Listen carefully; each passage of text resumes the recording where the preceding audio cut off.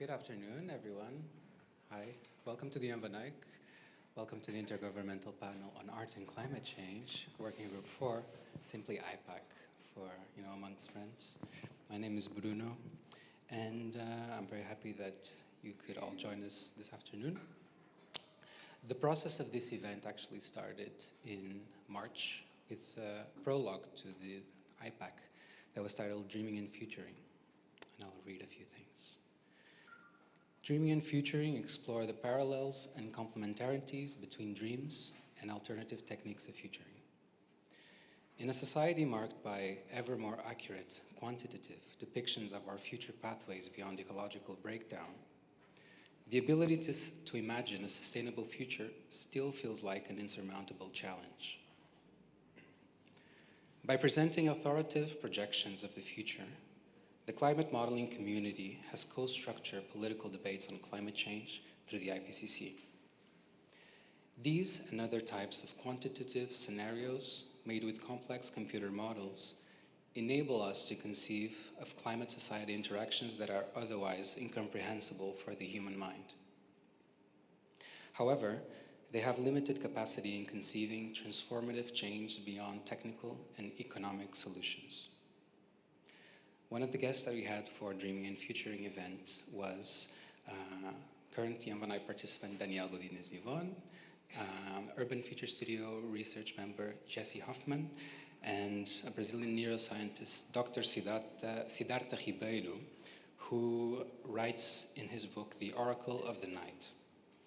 At their best, dreams are the actual source of our future. The unconscious is the sum of all our memories and of all their possible combinations. It comprises thereof, therefore, much more than we have been. It comprises all that we can be. A dream is the possibility of imagining potential futures by means of mechanisms capable of exploring past experience and forming new psychic conglomerates, assembling old ideas in a new way.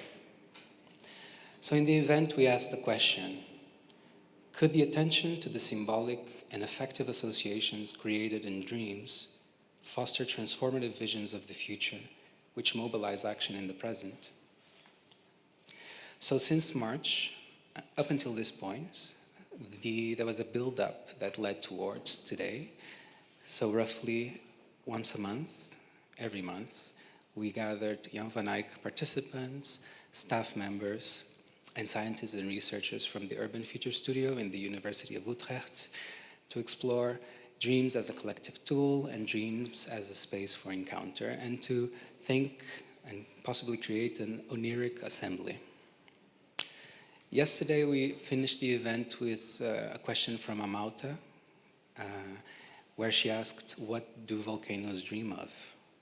I'm curious, what do you dream of, Daniel?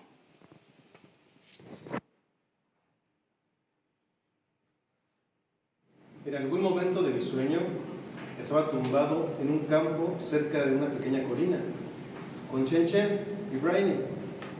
Los tres estábamos mirando las nubes y riendo por la textura de la hierba en nuestro cuerpo. Bruno apareció de repente para decir, el agua está llegando. No parecía alarmado, solo muy emocionado. Parecía que corría para decirnos. En ese momento, sentimos cómo el campo comenzó a hundir en un agua muy fría. Poco después desperté, eran las 4:30 de la mañana. Hızlıca iki farklı zamanda gördüğüm iki rüyadan bahsetmek istiyorum. İlkinde Meksikalı arkadaşlarım ile futbol oynuyordum. David, Amauta, Abuarafeh ve Daniel ile geniş bir çayırlıktaydık. Sanırım bu çayırlık küçüklüğümden zihnimde kalan bir görüntü, çocukluğumdaki yazlık hatıralarıyla ilgili olabilir. İkincisi ise daha önceden hiç gitmediğim Meksika'daydım. Nerede olduğumu anlayabilmek, bulunduğum şehri kavrayabilmek için yukarıdan bakmak istiyor, tepelere doğru çıkıyordum. Daniel'in de yanımda olduğunu hatırlıyorum. Sanırım rehberlik yapıyordu. Mavi gökyüzü ve deniz vardı. Uzun uzun yürüyorduk. Ik was vergeten dat we in de buurt van water gingen ontmoeten. We kregen voor elkaar om naar het projectfeest te gaan, waar het ons allemaal voor ons in grappen. Maar het was een fantoombeeld. We waren er als een groep, als een idee, maar niet werkelijk aanwezig, denk ik. Bruno was de enige persoon die zichtbaar was. Ik probeerde te luisteren naar mijn eigen geluid en daarna naar de geluiden van anderen. Maar het is moeilijk om te concentreren. Tussen 3 en 4 in de ochtend zag ik Aleksander en een klein beetje later Sibyl, maar ik weet niet zeker of het een ontmoeting was. Ich traf Daniel im März in meinem Traum. Wir saßen auf einer gigantischen silbernen Scheibe, uns herum war Dunkelheit. Die Scheibe selbst war hell erleuchtet. Wir sprachen über Fleisch, Schinken, Braten, Speck. Unterschiedliche Geschmäcker und Zubereitungsarten. Und wir aßen zusammen. Am Morgen danach kaufte ich ein Stück österreichischen Speck. Ich brachte ihn nach Maastricht und teilte ihn mit Daniel. Traumspeck zum Essen. Alvaro m'appelle et me demande de le rejoindre car il a eu un accident. Je le retrouve et il me montre ses mains. Il a des bandages et tous ses doigts ont disparu, coupés par une scie en travaillant. Il est complètement désespéré et triste. Il enlève tous les bandages et me montre qu'il n'a plus aucun doigt à ses mains. Je lui dis que tout ira bien et qu'il pourra apprendre à faire les mêmes choses qu'avant. Mais dans ma tête, je me dis que c'est impossible. Alors je lui mens, je le rassure, puis je l'embrasse. Fin du rêve. Myself and Daniel stood in an empty shopping mall, watching a moving escalator carry small pieces of carved crystal on each step. Each piece was sculpted in different beautiful forms. I don't recall what they specifically were. Everything else was static, apart from this gliding escalator. Once each sculpture reached the top of the escalator, we took it in turns to bring it to the bottom of the escalator and watch it again and again, over and over. Jeg ligger i ei myr, og det finnes ingen himmel lenger. Små dyr og snegler kryper over kroppen min. De kiler meg, og jeg ler. Jeg kan ikke bevege meg, men jeg er ikke redd. Jeg er glad, og alt føles akkurat sånn som det skal være. 一个晚上一半做梦一半醒着，梦里干了什么事儿，去了哪儿，见了什么人都不记得。早上5点睁开眼，天还是黑的。在数不尽的梦里，我总能回到高中的一节数学课，但旷课已久的我再也跟不上全班的进度。这是每当我焦虑时做的梦，或者重复的梦让我意识到自己焦虑的状态。妈妈说她也经常做同样的梦，哪怕上高中时已经是好几十年前的事儿了。爸爸说他的梦总是天马行空的，大概梦也有性别差异。 Sanfte Ambientgeräusche lassen mich langsam einlösen. Ich erinnere mich an die Stimme meiner Großmutter Anna. Um 2 Uhr nachts wache ich auf zum Rauschen der Wellen in meinen Kopfhörern. Ich schlafe erneut ein. In meinem Traum taucht Monsuso auf. Nicht in Wasser und Wind, sondern im Türrahmen meines Studios. Sie zeigt mir Fotos, Porträts von mir, die sie genommen hat. Auf den Fotos erscheine ich selbstbewusst und stark, nicht weich und zweifelnd, wie ich mich selbst sehen würde. Befinde ich mich in einer anderen Realität? أنا حلمت حلم غريب شوي. حلمت إنه حطيت قطع لحمة خزانة موجودة بالبيسمنت بالبركاي، وهي اللحمة كانت مش معدة للطبخ. بعدين لما رجعت فقدتها لقيت إنه أغلبها كان ميت.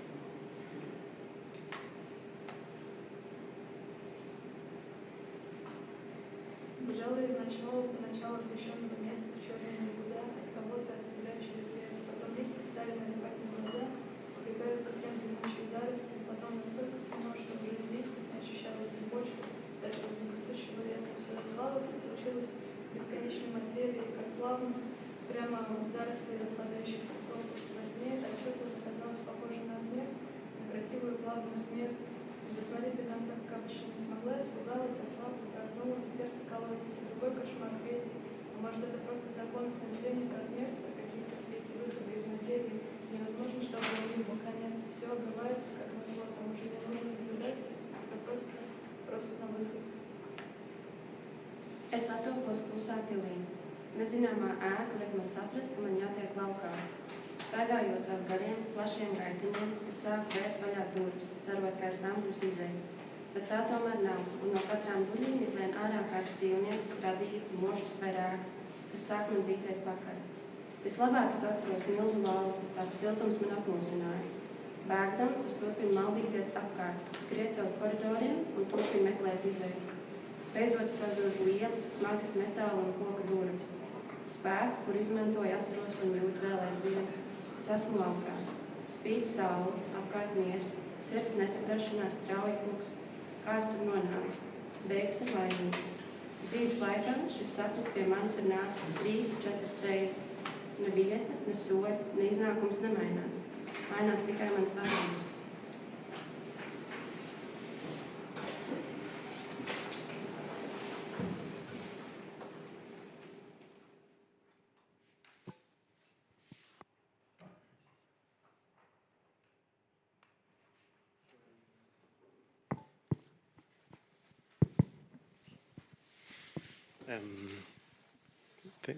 Well, first, thank you, all the prolific dreamers, to share, to choose and to share one dream for this event. Urgency intensive, but also the closure of the Oneiric Assembly. And I will provide a little bit of context of what was this process. So I will read in order to organize the ideas. And some images are appearing. Thanks so much, Emil. Well, everything started with the question, what will happen if before a meeting or discussion on climate change, we try to meet in a dream in an Oneiric Assembly? Where I hail from, people that are capable of dreaming are deemed wise. In the vast cultural diversity of Mexico, when we talk about dreams, we talk about collective work, a practice that guides life and an ability to relate to time beyond the material world. It is a deep resistance, the root of a time that precedes us. In many Zapotec, Triqui, and Mije communities in Oaxaca, Mexico, there is a direct relationship between people who heal, dreams, and nature. When they are very young, future doctors and midwives know they will become that because they have these dreams. And it's in that reality they experience for the first time the knowledge of healing. It is a practice awakening and the first incentive of curiosity to understand the human body and its complex relationship with the material, spiritual, and emotional world. The Oneiric Assembly arises from the need to recover our ability and freedom to dream our own dreams, to use them as a practice of time, an ancestral relationship with the world we inhabit. In this way, dreams experienced individually or by a community in a creative work process can be used as an experiential knowledge tool. Through significant thoughts, deliberations, and experiences, dreams become instruments for teaching and learning, generating new meanings about the present and its reverberations. For us, dreams are a resource to create a dialogue between us. Dreams bring us closer to a level of intimacy that is hidden in plain sight. Dreams are the threshold that allow us to access another space and time. Dreams are a dimension that expresses possibility to recreate ourselves.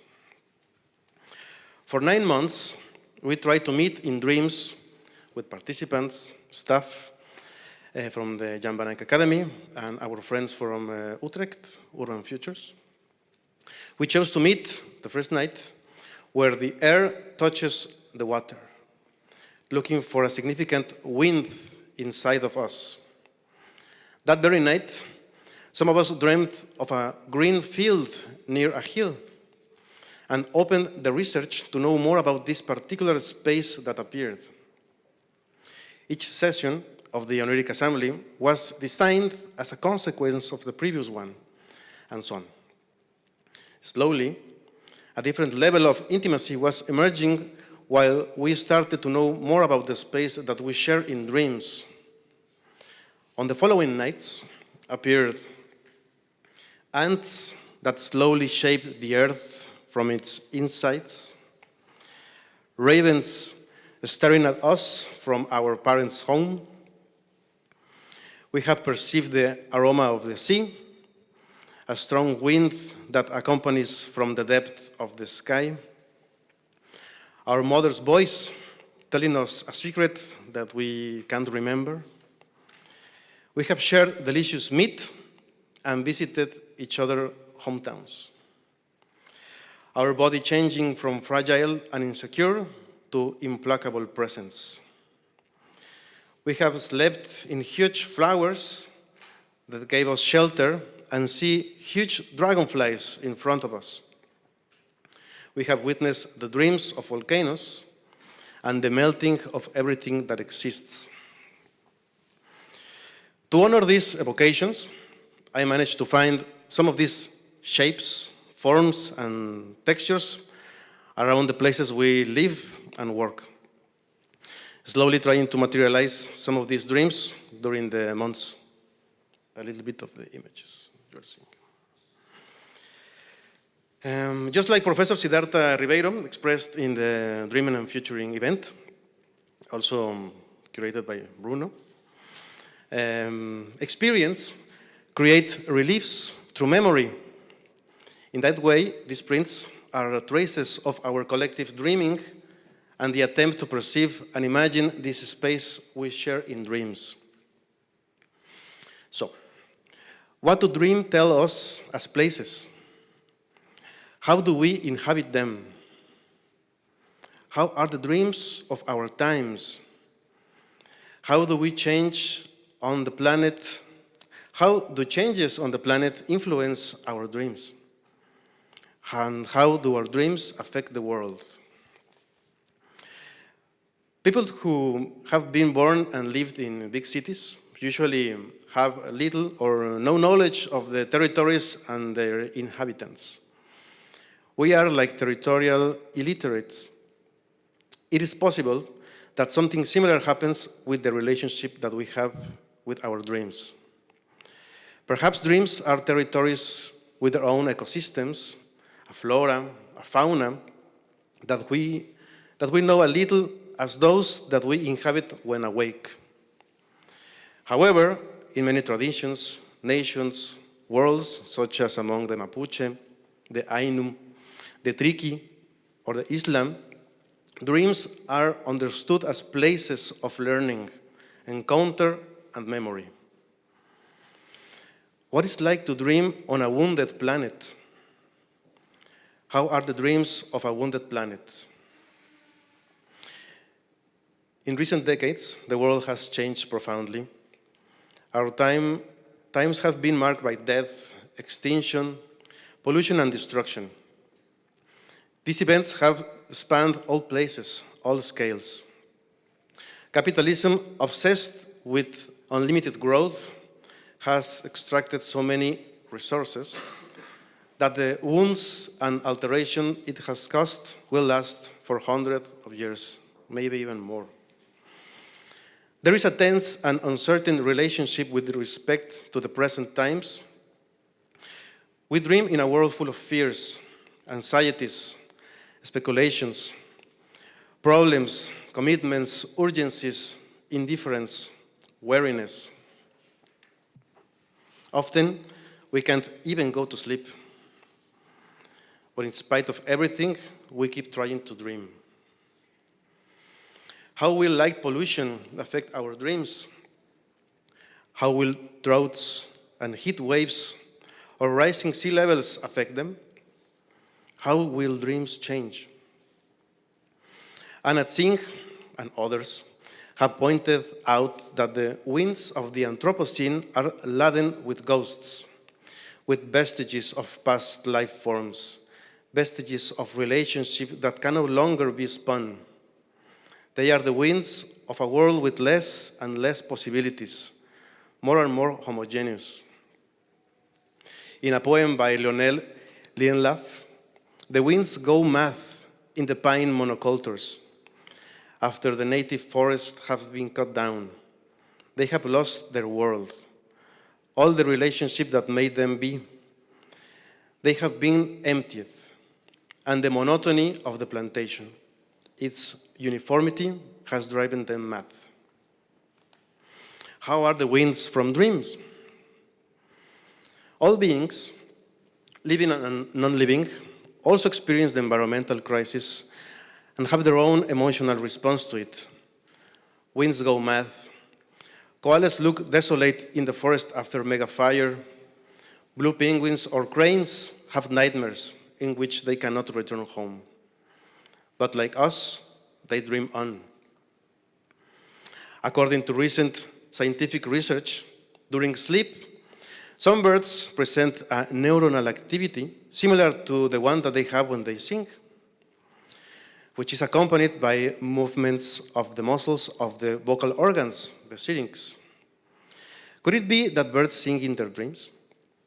Could this be a space to learn and practice their song, as the juveniles do before beginning of spring? Could it be that they sing with others, with other birds? Birds in the dream territory? And if birds dream, do they have nightmares? What do they look like? Do they also sing in them? Perhaps birds and nightmares in which they can no longer return to their homes, which have been destroyed. Or perhaps they can no longer follow the migration routes. Or the beings they lived with have disappeared. A loss of diversity, of the possibility to sing, to exhibit, to dance, to adorn, to travel, a quieter, more muted world. In the midst of all that loss of diversity taking place in the world, birds insist on exhibiting their capacity to provoke it, to sing even in the midst of the loss of their own languages. It is to sustain the possibility that the world can be different. Perhaps the birds rehearse in their nightmare songs for the wounded world, songs that could help to inhabit and care for it. Perhaps they go there to look for songs that our world needs. The songs of the Chontales, one of the 69 groups, ethnic groups in Mexico, collected by the Japanese Ogita Masanuke, which I heard in the voice of the poet Niro Shinosuke, also Japanese, says that the gods like to destroy the world from time to time. Once again, they prepare to do so. Yet suddenly, they hear the song of birds and stop. They cannot destroy the world in which the birds sings happened. The destruction of the world or its continuity is not something that concerns only human beings, nor are they the only ones who participate in this process.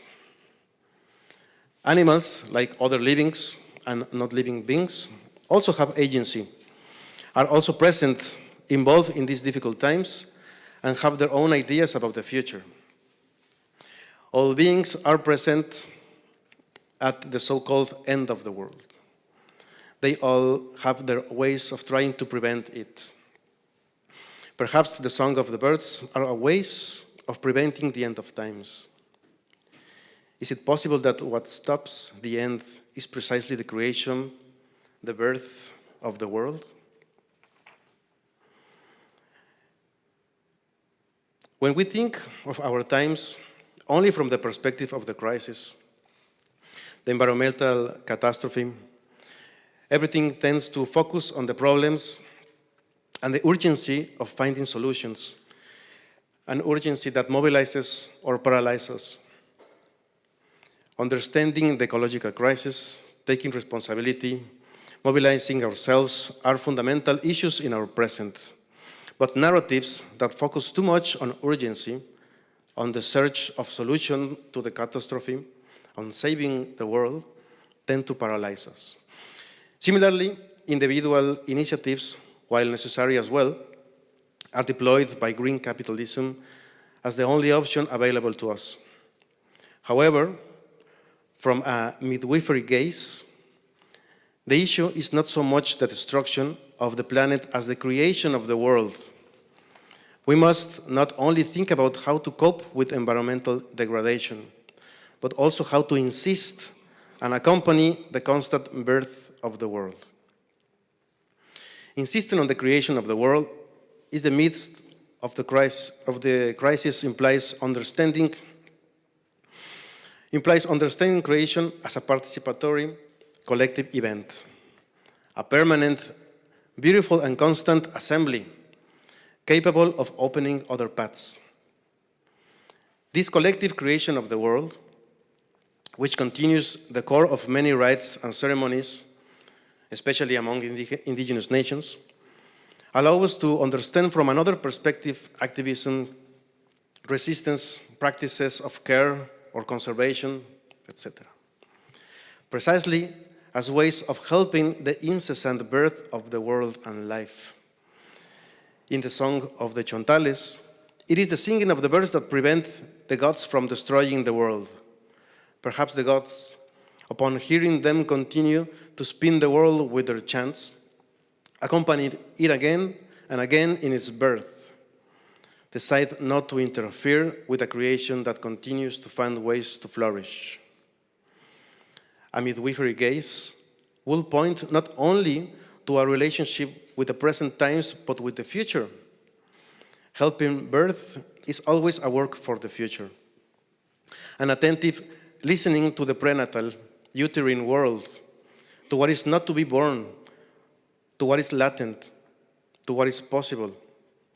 To bring to birth is to listen to the channel that a new voice waves within the world. However, in our times, the possibility of other futures seems to be limited by the inertia of the unlimited growth of capitalism co-opted by the model of consumption. The futures that are offered to us are in reality only one, because they are all inserted within the same capitalist order, with respect to which they seem to be no outside. Under a midwifery gaze, the dream world has agency in the conscious world.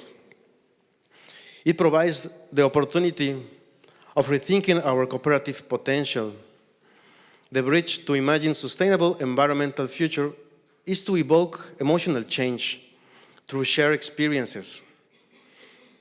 It's crucial to imagine the structures and systems of power that take part in the climate change in a different way. What if the answer of climate change is in our collective dream? Creating the condition for better futures, being able to imagine other futures implies relating to the world in a different way, that which operates in the times of late capitalism. Perhaps we could understand these practices in the light of bird songs, insofar as they imply ways of inhabiting, of relating to territories, and of coexistence with other beings. Perhaps, as we said before, these practices of the future, like the songs, are an exploration of mutuality, expressive forms of becoming. This expressivity in the plane of the creation of other futures will become speculative and expressing of possibilities, images of the future. Probably, listening to songs of birds, the Chontal gods, Probably, listening to the songs of the birds, the Chontal gods understood that these and all beings were still constructing their futures, expressing in turn the desire of the future that weaves the world. They recognize in their song a midwifery gaze, a desire to help birth, and they stopped. There is something special in that liminal space between dreaming and waking. There, the learning and possibilities of dreams can intertwine with the waking world. The song of the birds reminds us that this web, this bridge between worlds, is a possibility to help the birth of lives, to cultivate the condition for better futures. That is the territory of midwifery. If we want to help the world to be born, it is probable that we need to travel, like birds, to the worlds of dreams, and to look for the songs, the practices that allow us to procure better futures, to share them, and to put them at the service of others in the waking world. Songs that allow us to attract each other, bring us closer, weave us together, live together, help each other. Songs like those that are sung when we work among many, in Atekio, Minga, Aini, to harvest, to build, to repair. Perhaps what the birds are singing over and over again every morning is that the end of the world is filled with birds of many worlds, and that in dreams there is a song to learn, once again to receive and gather together the dawn, and a song also to keep the seed of a new world in the hollow of a gigantic tree that grows in the valleys that extends between dreams and wakefulness. And the Chontal songs goes like this. It's the gods want to end the world. The gods want to end the world. They want to, oh God. That's how the birds see it, and they start to sing and sing. When the gods hear this, they pity them. They stop again, they stop again. They cannot put an end to the world because of the bird songs.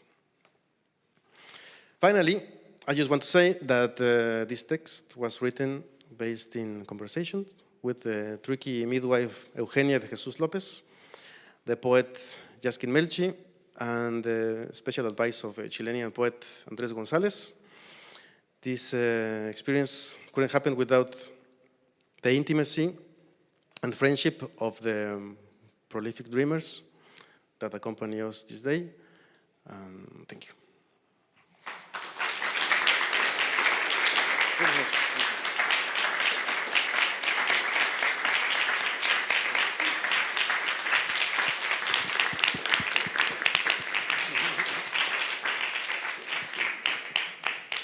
Ooh, wow. Thank you, Daniel. Thank you so much. If there are burning questions, I have a mic here for you, and we make it go around. So please let me know if there are any questions. And for those watching online, do the same. Raise your hand, write in the chat. I'll read them out for you. But if not, I'm also happy to, let Daniel's words sink in a bit more.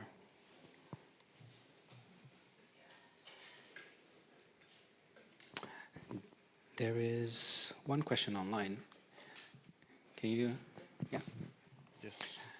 So, question from Valentina Mazzucato.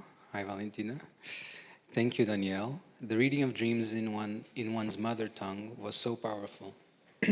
Thank you all for sharing. Can you explain a little bit more on the method? How do you work together to have dreams that might be relevant for the topic of climate change? And what is your idea behind reading them in different languages? I can imagine, but I'd like to hear from you. Yes, Valentina. I think the process that happened in the Oneiric Assembly, it was, first of all, the possibility to get the chance to know ourselves a little better. To be quite honest, the main concern of climate change, it happened in the beginning, but the idea was to know ourselves better, to build trust. Some of us became very good friends. Most of us, of course. But first, you need to build intimacy, and it's not easy. So at least we try to meet in dreams, and dreams became a topic of discussion and to talk every single day. And some people that haven't been in Mexico, they were in Mexico in dreams. And that creates a level of intimacy that is, but dreams, if we keep doing this, dreams can be a tool to do many things regarding these specific discussions. And the idea of reading in our different languages, it's inspired also in the first exercise that we had which was finding these inner winds. What better way to speak about the dream of winds, the wind of dreams, that our voice. And we also dream in our language, usually. And it's to add another level of intimacy, also in the closure of 1 year of living and working with this beautiful group, to know them now in their language.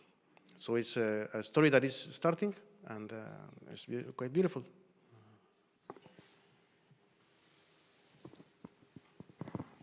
I have a question. You described the group as prolific dreamers.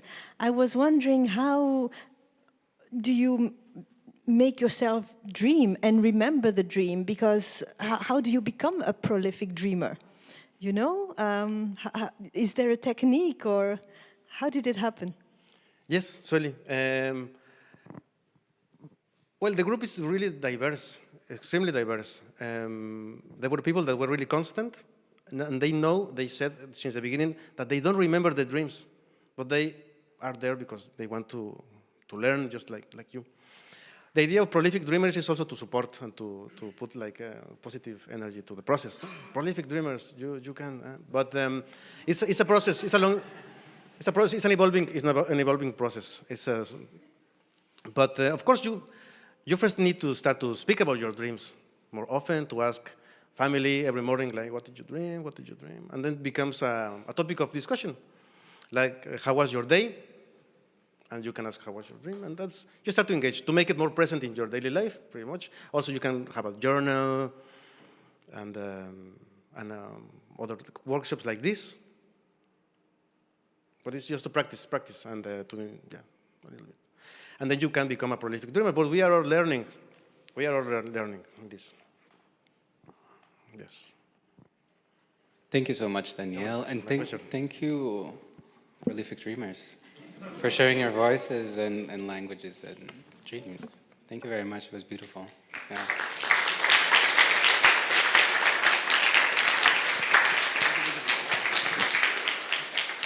So on to the next. I'm very happy to have here with us in person Selçuk, Balamir, and Teresa Borasino, who will be the next guest panelists. So you can take your seat and start arranging the technicalities while I read your bios. So Selçuk Balamir is a designer, researcher, educator, and organizer working on post-capitalist politics, commoning practices, and climate justice campaigns. And Teresa Borasino is an artist, researcher, and educator. Her work balances upon the fertile edges of art and activism, the space between poetics and politics, and the radical engagement with social movements.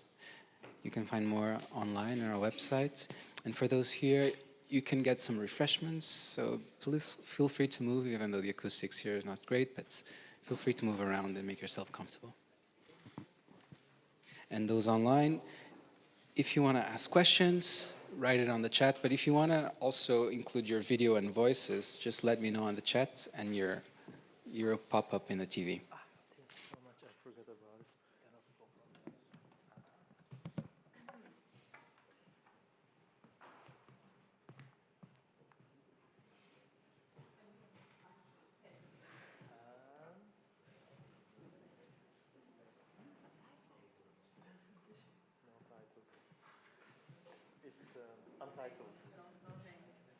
Untitled Mixed Media 2022.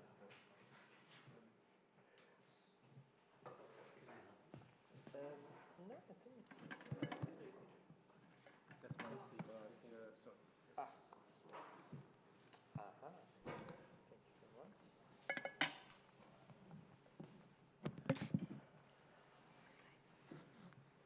Yeah, this should appear on the others.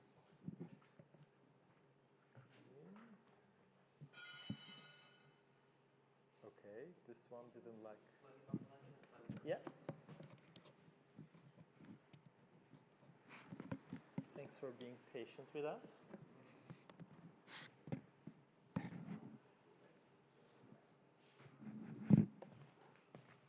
Bruno, I swear we tried this before. Yeah, right?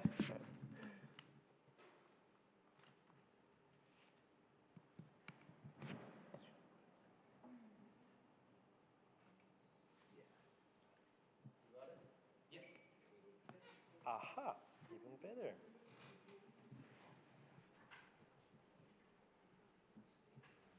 Okay, let's see. I guess we take those without getting a mess.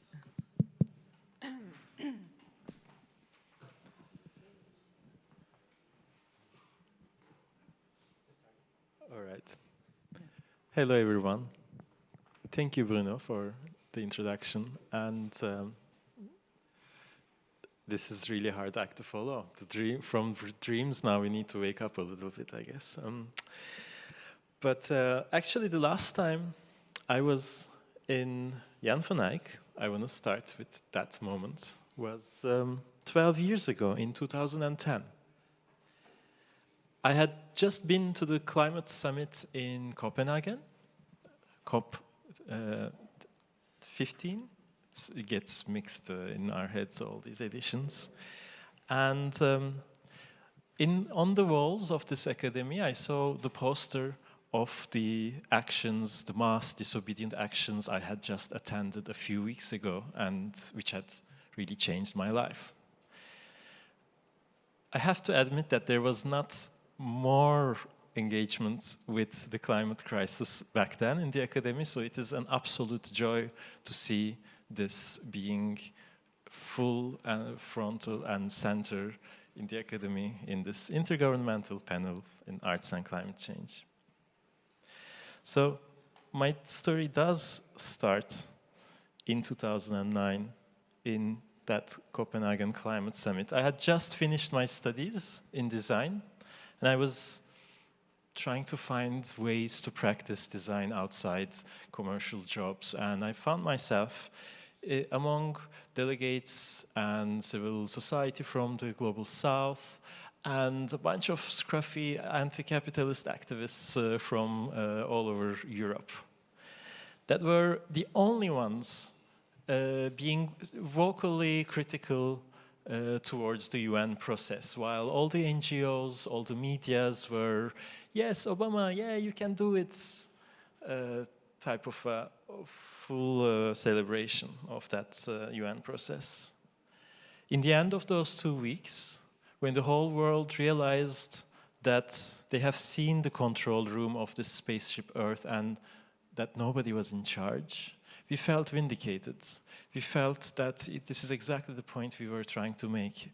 World leaders coming together for a few days cannot possibly solve 500 years of contradictions and exploitation. And in this movement that was just emerging, just entering the stage of history, the call, the rallying cry was climate justice. We weren't exactly sure what that meant. There were also other slogans that were in the mouths of people that talked of keeping it in the ground, the leadership of the most impacted, climate reparations, post-extractivism. And they were employing methods that they called direct action, civil disobedience.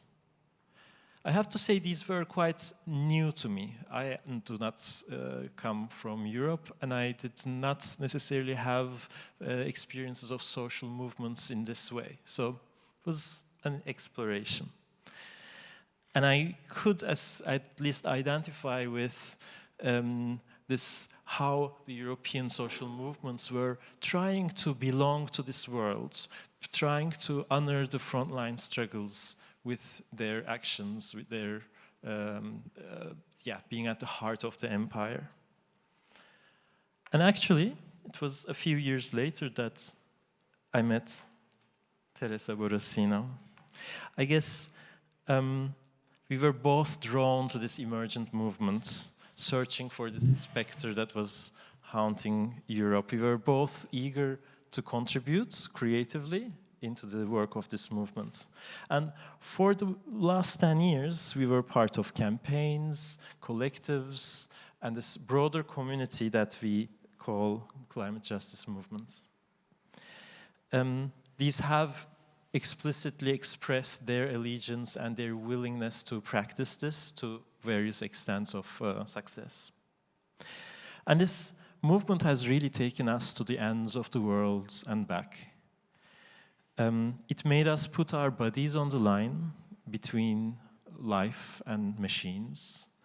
It made us learn how disobedience is the engine of social progress, social change in history. But we also realized this is a kind of creative practice in itself. It is a wonderful form of land art, body art even, if you want to call it, or performance art. You get away from getting arrested. You devise these collective choreographies. And when you stop a big open-cast coal mine, that is, the protection of that land is can justifiably be called a land art. And to be clear, we are not talking about what we heard yesterday as well as the representational form of doing art about ecology to raise awareness, kind of a liberal practice. What we mean by cultural work and artistic work here involves developing campaigns, growing collectives, organizing and designing actions, where even sometimes making a banner becomes conceptual, relational, and performative practice. So we would like to invite you to recognize and give space to these very mundane practices of movements that usually get invisibilized sometimes as a legitimate cultural practice, the glue of those movements.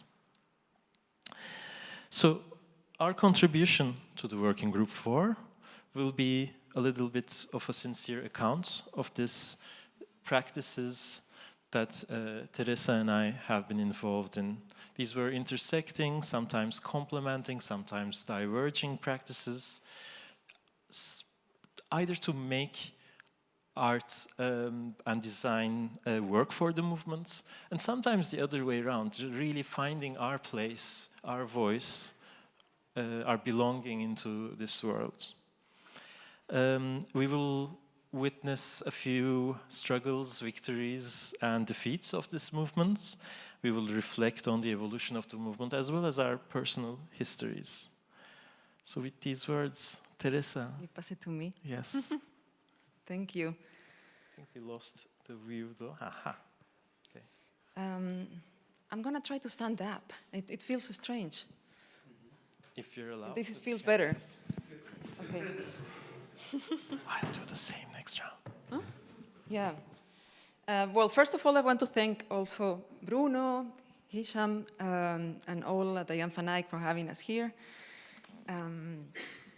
For me, for us, this is also a celebration of friendship. And I mean, we know each other for 10 years, 11. And also a celebration of collaboration. And I'm also grateful that the program is very much collaborative centered. And so we are decentering the individual right now.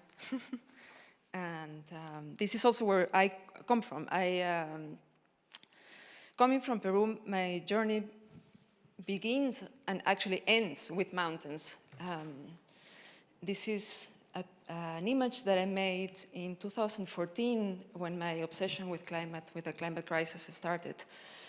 At this moment, the climate summit, COP20, was taking place before Paris.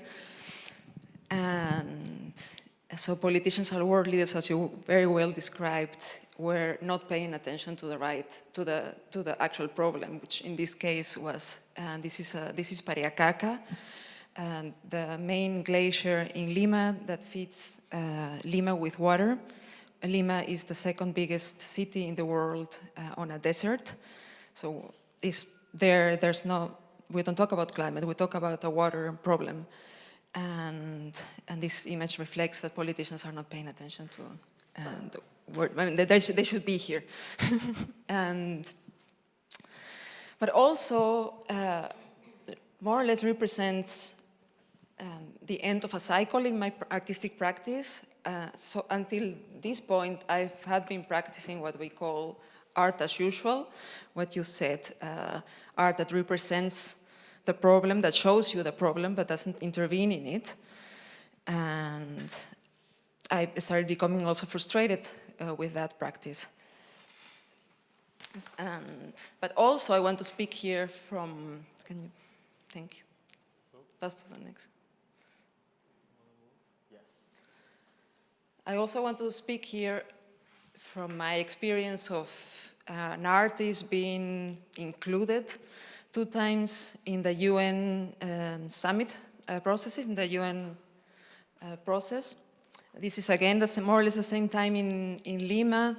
I organized the cultural agenda during the COP, for the COP, and at the same time, together with a collective of artists in Lima, we organized this, you would call it social sculpture or festival that took place in the streets of Lima that, could you pass to the next, please? That would propose a space for the people in the street to bring all these issues that were being discussed in closed doors in the conference rooms, to bring them to the streets. And it had a big reach.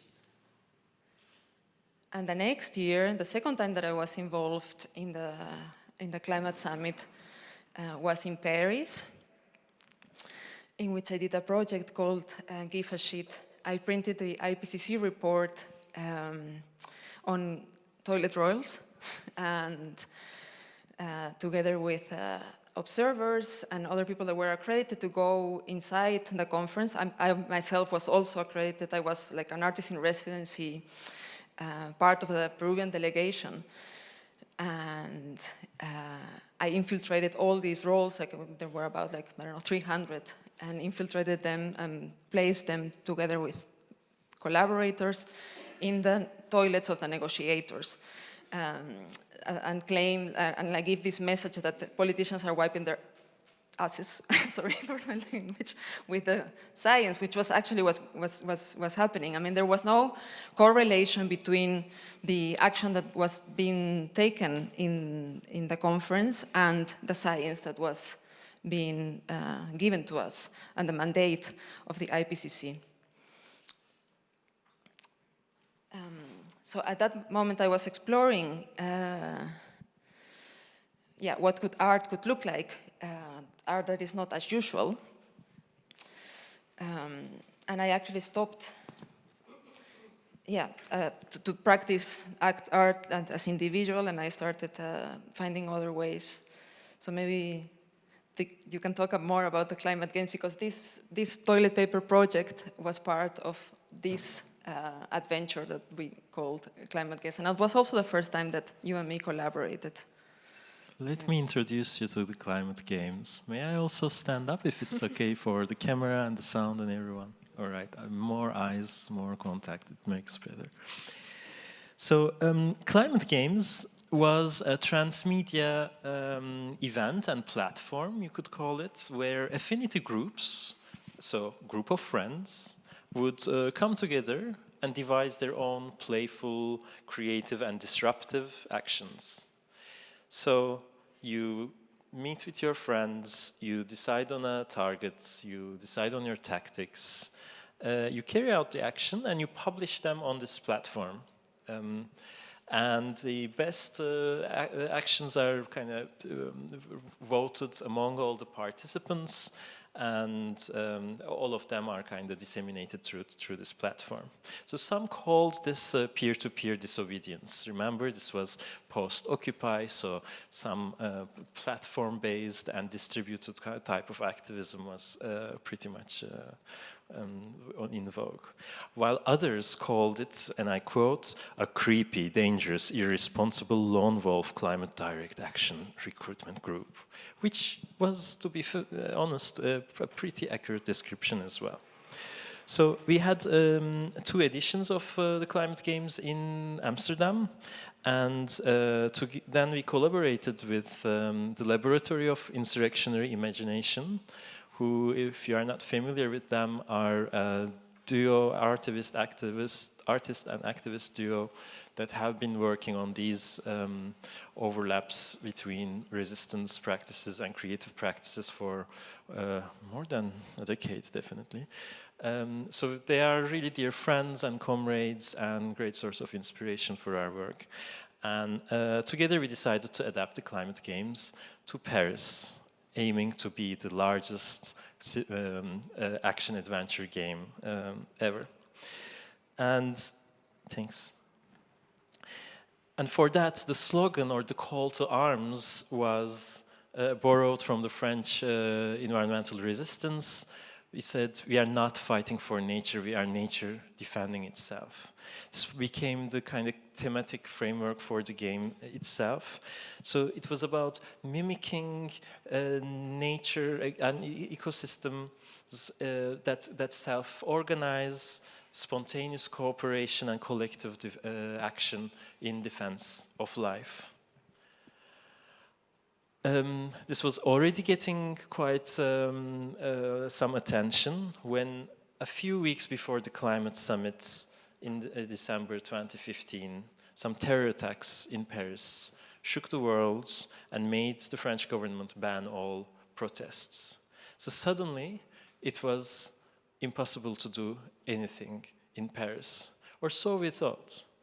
It was certainly impossible to have the mass convergence and the mass protests, but it turns out actually climate games was the right format for the situation. We decided to defy the ban and announced that we refuse this shadow of the future. We will not bend to the politics of fear, and that we will rise out of fear and shock, we will adapt, and we will resist. This decentralized format of the climate games proved to be much more resilient to such crises, because you could just get together with your friends over a bottle of wine and decide what new actions you would plan. So in those bleak and scary 2 weeks of the summit, more than 100 teams organized countless of actions in the streets of Paris, abroad and online. Here we see a few examples, ad takeovers of bus stops, invasions of car dealers, and much more. This was a moment where this convergence of creative actions that got to learn from each other and develop, these were novel encounters, such as the fossil-free culture campaigns or initiatives that were just starting up to meet up, that made, in the following years, multiple editions of climate games to be spontaneously and autonomously getting organized across Europe. In other words, it became a format that kept replicating itself out of just participation. And from there emerged our next cycle of practices, which Teresa will explain. Yeah, we took the lessons of the climate games, but also this signal. I mean, at this moment, many cultural workers around the world gathered together to call for a fossil-free culture at the Louvre. At that moment, the Louvre was, my French is also very bad. The Louvre was being sponsored by Total. And we came back, Selçuk and me came back to the Netherlands and sat at the drawing table, literally, and asked ourselves the question, what's next? And we saw that in the Netherlands there was a void of artists targeting fossil fuels in the cultural sector. And we started the artist collective Fossil Free Culture in 2016, that was. Because at that moment, Shell, the biggest oil corporation, and also at that moment was very prestigious, was sponsoring many cultural institutions in the Netherlands. And they were getting their social license to continue operating with that. So you had to finish a PhD. And I continued with Daniela Paes-Leao working with fossil-free culture and grew the collective and tried a few things. We brought performance in cultural spaces in an unsolicited matter. We were not asked to carry out a performance. We went inside and did it. This is the picture of the Van Gogh Museum. This is our last performance. We did 7 in a duration of 2 years. And I'm gonna, just for the matter of time, I'm just gonna show you a few pictures. We have many that you can check in our website. And we were playing with art and activism. And this could be a text installation by someone like Barbara Kruger, but it's also the typical tactic of a banner drop, and it's both at the same time. There's a video, I think. Huh? Yeah, it shows better what I'm talking about. No.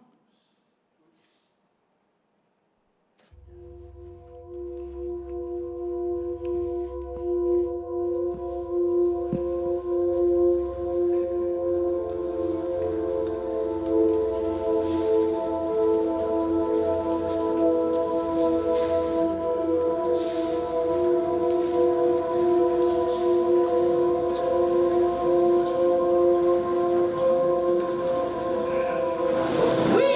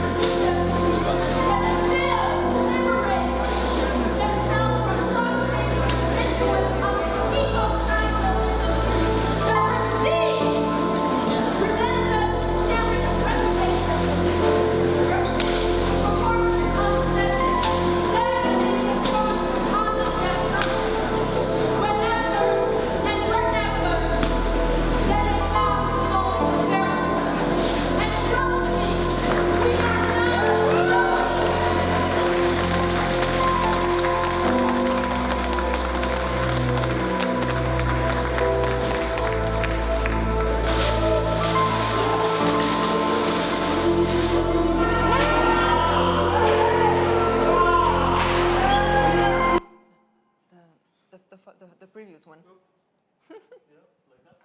Yeah, no, I think it's a miracle that this image was taken. This lasted only seconds, as you could see. We only had one copy of each banner, and they kept on pulling them down, and we kept on bringing them up. The tourists cheered and booed the visitors of the museum. So what we said that, we would come back with reputation damaging performances worked, because after this intervention, the museum decided to stop the sponsorship of 20 years with Shell, and we moved on to the other places of power. And cultural institutions like the Van Gogh Museum, this is the concert hall, Concertgebouw in Amsterdam, are the bourgeois institutions of the dominant culture. And fossil fuel corporations and other corporations need to be associated with these institutions, and to have an access to the elite and to lobby and continue with their policies, especially here in the Concertgebouw. Shell, again, was sponsoring the Concertgebouw, and we intervened 4 times. I'm only going to show you one of the performances. At the end of the concert, we threw what we called a storm of partitures or music scores of a music composition that was impossible to be played, because in a planet, I don't have to explain it. Music is not possible on a dead planet. And created this storm, and also 2 years later, the Concertgebouw cut their ties with fossil fuels, with Shell, and with the same, the Animal Science Museum, until Amsterdam is now, all the cultural institutions in Amsterdam are now free of fossil fuel sponsorship. We are now working in Groningen, and sponsored by gas corporations. But I think not only delinking fossil fuel corporations with culture is necessary for the just transition. So you can talk maybe more about other campaigns that are relevant. So maybe with fossil-free culture, what we have tried is to say, okay, what does it mean to use these activist tactics within the cultural sphere, the cultural sector, and how far we can take these? How can we blend these communities to reinforce them mutually? Meanwhile, though, the Shell part of the equation was bothering us more and more. We had realized that there were so many campaigns against Shell, including, but not limited to, the landmark court case by Milieudefensie. But even that one, when asked about their ambitions, were only announcing that they were admitting that they were trying to nudge Shell in the right direction. So that was a poverty of imagination. That was actually not having paid enough attention and not have given enough thought to what does it really mean to keep it in the ground. What are the specifics and the steps to expect from a just transition? So there were certainly no blueprints, no roadmaps, but we were maybe a bit too comfortable with those idealized slogans and not being able to imagine the steps on the way. So that's where we wanted to intervene. In 2019, we initiated this new campaign, Shell Must Fall. And our goal was, quite openly, to dismantle Shell by any legal, economic, political means necessary.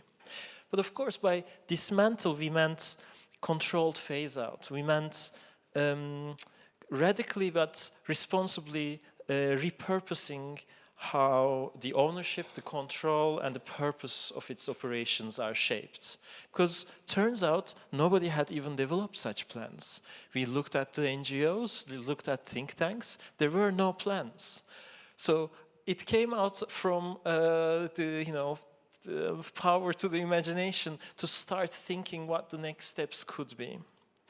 And the way we launched the campaign was to go to their shareholder meeting in The Hague, Scheveningen, and announcing that it is a historic day. A historic day because it would be the last day the shareholders would ever be meeting in that place where they had met for the previous 20 years. Because we had announced our intentions to stop them, that shareholder meeting from happening ever again. Because in the midst of a climate emergency, the last thing we needed was shareholders still being in charge. And with a little twist, because it would be the board of Shell that would be seriously impacted and disturbed by this, we thought we should inform them first, right? It's the leadership of the most impacted. It is how this campaign was launched, and declaring some preferred futures as inevitable and actually working to realize them, to actualize them, struck a chord with the movements. And this has become, within that year, a highly anticipated action. We were expecting thousands of people to come to Scheveningen to shut down that AGM. And again, a bit like the museum actions, it is a decision dilemma for the powerful. If they move the AGM, their shareholder meeting, they look weak. If they repress us, again, they look horrible. Unfortunately, we were less than 100 days away from realizing this action when this minor pandemic hit. Have you heard of that? So it turned out to be true. There has never ever been a Shell shareholder meeting in this building, but it wasn't exactly how we intended it to be. Because the pandemic hit our plans, disrupted our action and our mobilization. But if you think about it, it's because we had failed to learn the lessons of the climate games. We had given up on growing this movement of this distributed creative agency of every affinity group, and we had reverted to the conventional format of centralized mass actions, where we prioritized our novel tactics, bold narrative, and frankly sleek branding, over to obtain these spectacular effects instead of growing the resilient and distributed emergent strategy-based movement that we actually needed. So this was a learning. This was, again, a failure, art of failure. And yet, during the pandemic, we didn't stop, and we obviously knew that a day of action wouldn't be enough, so we collaborated with those think tanks to actually figure out the specifics, to publish reports and develop a podcast.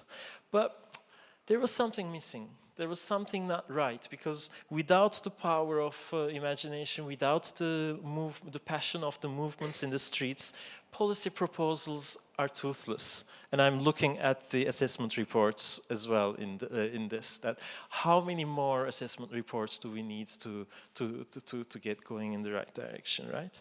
So there had to be another way to reach out to hearts and minds. There had to be another way to mobilize the arts and to precipitate the transition. So while the pandemic has become that time of reflection and maybe reinvention, I guess it was also the case for fossil-free culture. So, to you, Teresa. Yeah. Well, while the virus was very successfully dismantling the shareholder meeting, we also at Fossil-Free Culture started we started a process of reorienting ourselves. I mean, fossil-free culture in the Netherlands is almost a reality. It's this was a list with which we started in 2016. 15 institutions were accepting money from fossil fuels. Right now, there's only 4 left. And it's just a matter of time, I think, that they get the message and they drop. At this moment, we have, there's a group in Groningen of local artists and activists taking up the Groningen Museum. But we are exploring new possibilities and recalibrating our work. Can you pass to the next slide? Yeah, no. So this is a preview. I'm revealing a little bit of how this will look like. Don't share this because it's not public yet. And this is also not final yet. But we are going to change our name and our identity, which is always changing. But yeah, we are exploring what the disobedient futures could look like. And so instead of focusing on only climate, on only fossil fuels, we are addressing a wider and deeper understanding of extractive infrastructures, which are both immaterial and material at the same time. Material extractivism, we can find it in those open-cast mines and other extractive infrastructures of sites of destruction and the rendering of the material earth into resources, but also the immaterial, how extractivism has permeated into our logics, the way we work, the way we understand the world, behaviors, narratives, languages even. So for doing this, we can't start by nothing, because we are talking about post-extractivism or ways of living that are non-extractive. But many, many communities around the world have been living and have enacted post-extractivism for hundreds of years. So we are gathering or convening many communities around the world in a hybrid form and in a physical form through the diaspora. This January, we are organizing our first post-extractive gathering in the Stedelijk Museum in Amsterdam. And we are very much intentionally have chosen that place because it's for us, symbolically and physically, the hegemonic building of culture, let's say. I mean, it's the place where they determine what art is or not, and it isn't. So we want to challenge that institution as well with this program. And so you're all invited. In January, we will launch Disobedient Futures.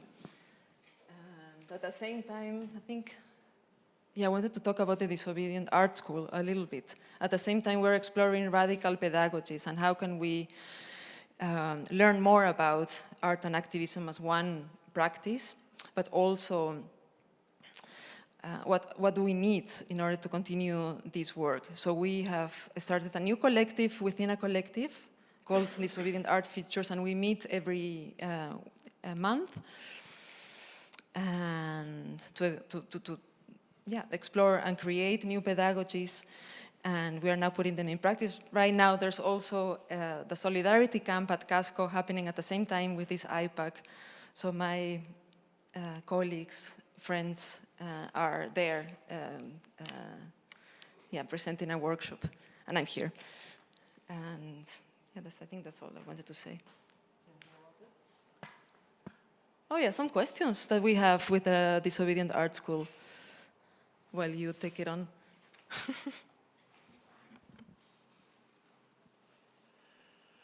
So just as fossil-free culture had that expansion from the very activistic tactics to an extended universe of pedagogical work, similar shift maybe started to happen in my work. So this year I got asked to organize, I don't know if you'll see. Before. Don't look. A big summer school for 100 students in architecture, urbanism, and landscape design as an encounter between the climate justice movement and these spatial design professionals. We started it with a 2-day crash course of sorts into the principles of climate justice. One of the trainers was Teresa. Because we could not take it for granted where they would stand, right? Because spatial designers are a particular type of creative which are very much integrated into the reproduction of the system. Therefore, they hold a strategic place in the work that has to come in within the just transition. So after that discomforting 2-day training, the students were assigned a piece of Shell infrastructure. Remember Shell? There's a theme there. That these could be offices, refineries, oil rigs, pipelines, you name it. Each of them marked by a history of depletion, disaster, or injustice. And they were asked to imagine a rapid, responsible and justice-based decommissioning and repurposing of that piece of infrastructure. We were supported by a group of advisors. You can spot Bruno over there. Which, if you, for a moment, it turned into a feeling of, we could be the next board of Shell. We could be actually deciding, overseeing this decommissioning work. So that's, again, a bit where the fiction and the reality starts to blend and say, we are doing this work already. We are anticipating and precipitating that work. And what we ask the students is to, instead of imagining a single designerly gesture that would be frozen in time, to a bit downplay their role as designers, as creatives, but to make the movements leads and the communities lead in their, the imagination of the transition. So each assignment day, fast forward 10 years, capturing various stages of the transition. So you see Vaca Muerta over the 20s, 30s, 40s, 50s, or the new headquarters of Shell in London, which, by the way, I forgot to tell. Just when we were launching that podcast I mentioned, Shell decided to leave the Netherlands. They had an excuse like, yeah, we are trying to streamline our operations for bureaucratic reasons. But if you ask the Financial Times, which is hardly a radical publication, they were admitting that it is a mixture of the court case, the activism in the streets, and the tax regulations that made it. So there can be moments of capital flight that get triggered by the type of imaginaries that we had launched in the first place. Of course, the fight is far from over, because here's the headquarters in London. Now you know where to target next. And then the summer school culminated. Here are some other examples from Singapore and Russia. It culminated with a performative finale that took place in Tolhuis Town in Amsterdam, which used to be the canteen of the Shell labs. So we had already stepped into that future we were imagining. That transition was already in motion. We were just talking about the other pieces of their assets and legacy. So again, because it was a performative event, a gathering, an assembly from 2050, where the designers of the just transition would reflect on how the change has came about. That form of storytelling into the preferred futures is the kind of type of line of work that I'm more interested in these days. So if you think about it, and this is the kind of learning we had with Shell Must Fall, right? That we had understood that we need both the strategy, the movement building, the power, growing the power of the movements, and we need the policy counterpart that figures out the specifics. But still, that would be a super dry type of transition that the IPCCs and the UNFCCCs are already working on, and to what result. So what we see the potential being developed for a just transition, and now here I quote the Climate Justice Alliance from the US, which says the transition is inevitable, but justice is not.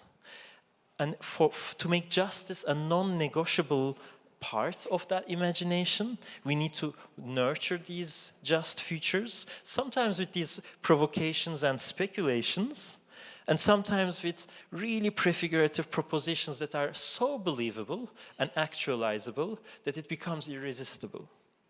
So these are the 4 quadrants, 4 ingredients, if you like, of the just transition I wish to see more getting blended, mutually reinforcing and proliferating, bridging arts and politics, resistance and alternatives, and also ecological imperatives and our emancipatory desires in one. In another way, maybe it is not the end of Shell, the end of the world that needs to be thought, just like Daniel suggested. It is the creation, the birth of this new world and the new practices of what follows Shell. So the work of the summer school will be carried on under the banner of From the Shell of the Old, a prefigurative joke there, but it is that question, that engagement with what do you do with the ruins, what do you do, how do you escape the end and repurpose whatever is left, and just like we were mentioning yesterday, what happens to the slave ship, so to speak, right? And these are the interrogations that also echo some of your last experiences this summer. More. Yeah, but also very different. Also very different. Yeah. I wanted to start and end with a mountain because it's actually the time that that I find myself in. But my relationship with the mountains have changed radically from the picture that I showed you in the beginning and this picture of Ausangate. This is a mountain in Cusco. I just came back from a research period here in the Andes of Peru, in Cusco, and that have transformed me completely. And it's interesting because when you asked me, Bruno, to give this presentation with you in June or July, I knew that this would be like right after my trip and that I would be completely changed now since the moment that you asked me. And because I'm learning to have a different conversation with the modern human. The first picture that I show you shows an image of a mountain as we understand it in the world, in geological terms. And now I understand it in many, many containers, because Ausangate is not only a mountain, it's a sentient being. Is an earth being, is also a sacred spirit for the Andean cosmology. It's the El Jefe, the boss of the whole universe, pluriverse of the Andes. And even I learned that the city of Cusco was built before we called it a city. It was built as the altar of this sacred being. And what I wanted to say about this is, that I'm building a different relationship also with art. Like I showed you a picture of like my beginning of practicing art as usual, and then maybe leaving that practice for a more activist practice, also using art, but more as a tool to achieve something else. And now I'm seeing art also as a way to destabilize the concepts and the parameters that the colonized system has imposed on us. And those are that's what Ausangate is teaching me, to learn to see different things all at the same time. And what also Bayo said yesterday, this is not about duality, but it's embracing all these containers. So this is very new, so I'm just showing you the picture because I'm still in the process, and I wanted to show you a quote of Marisol de la Cadena. She's a Peruvian anthropologist, thinker, author that has sparked this research that I'm embarking on. And she talks about the Anthroponocene, all the worlds that have been decimated and erased by the colonial project. And this is very complex because these worlds, as she said, are both obliged into that distinction, the separation between human and nature or culture and nature, but also exceeded, and which is what Ausangate is or the relationship with Ausangate. All the people that I met in my trip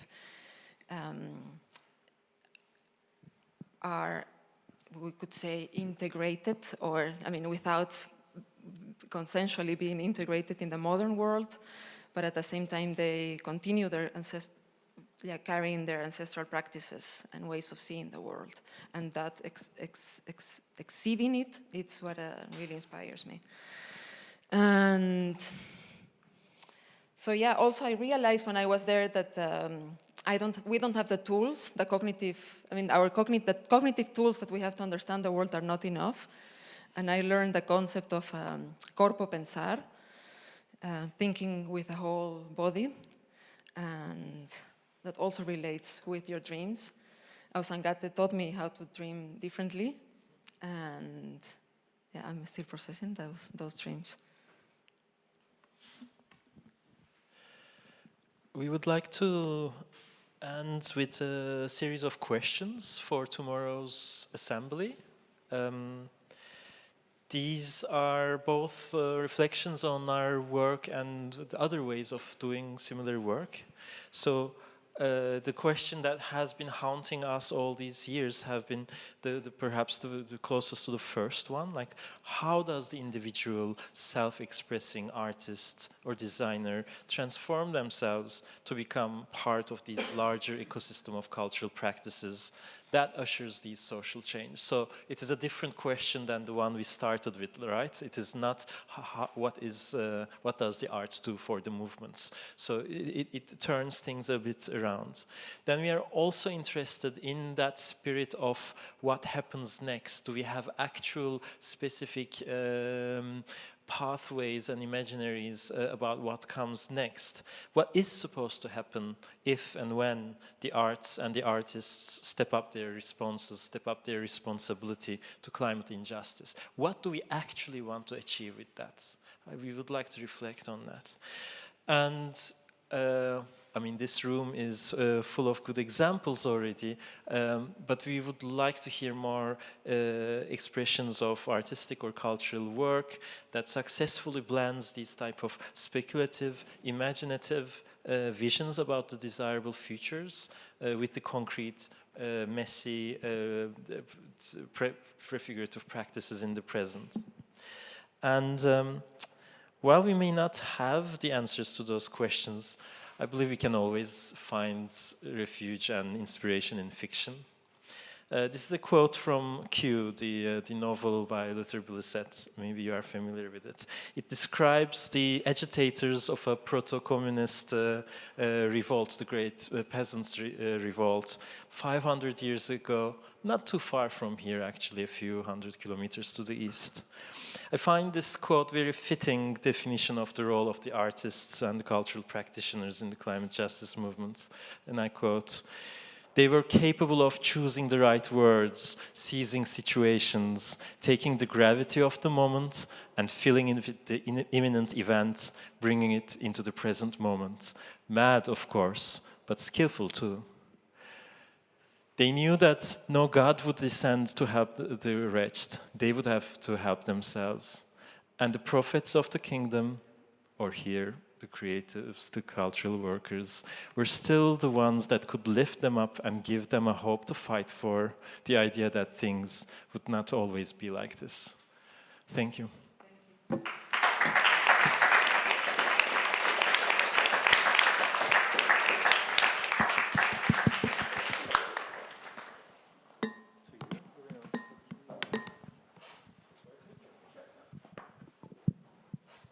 Thank you so much, Teresa and Selçuk.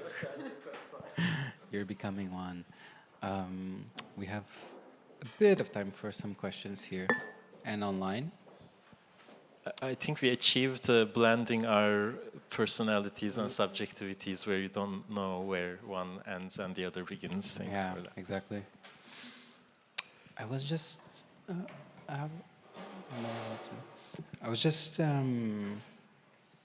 can you put the 3 questions again, please?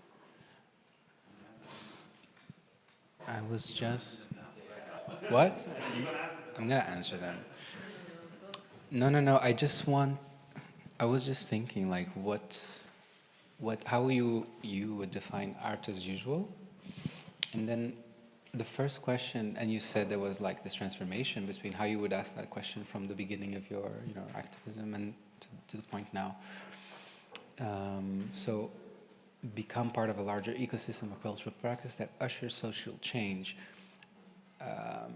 Because in this process of ushering cultural change, there are so many layers and levels in which it can operate, right? It's not univocal, or there's so many shades of gray. And I was wondering also, having the words of bio still present, of this reluctance of normality, of this search for strangeness or for new vocabularies that might not be aiming for resolution, but to, keep staying with the trouble. I mean, to go back to that expression. So I was just thinking, like, how would you define art as usual? Understanding the complexity and the many nuances that the ways of engaging with this process of social change can have. I can try to... I don't know if that was clear, or maybe it's just a meta-reflection. It's a reflection, and it's good. Because when you say art as usual, I'm like, but what does he mean? But then I think there's more nuance in your question than in the expression art as usual. Like, what do you exactly mean by that? And how has that changed also with this nuanced question? Maybe I can give a short version and you can nuance it much better. I mean, I come from a design background. For me, these things are purely instrumental. I am admitting it here publicly. So I had only this kind of a sense of hierarchy of, okay, the movement work that I fell in love with is the ultimate goal, and whatever tools we have, whatever things we can throw at it is how it is supposed to be. So I think I was coming from that very narrow understanding of there is a static form of practice that I reject, and I'm trying to just instrumentalize it for the movement's ends.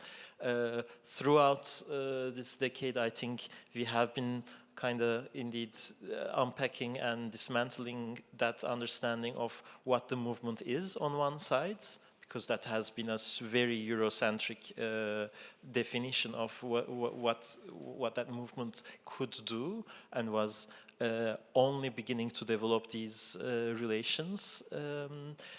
And also the role of cultural practices in it. And I think this is where this expanded view on what culture is and how it is not actually a subordinate category of, oh, here's a bit of creativity into your movement, but the actual driving force of social change. Maybe that's where you want to pick it up.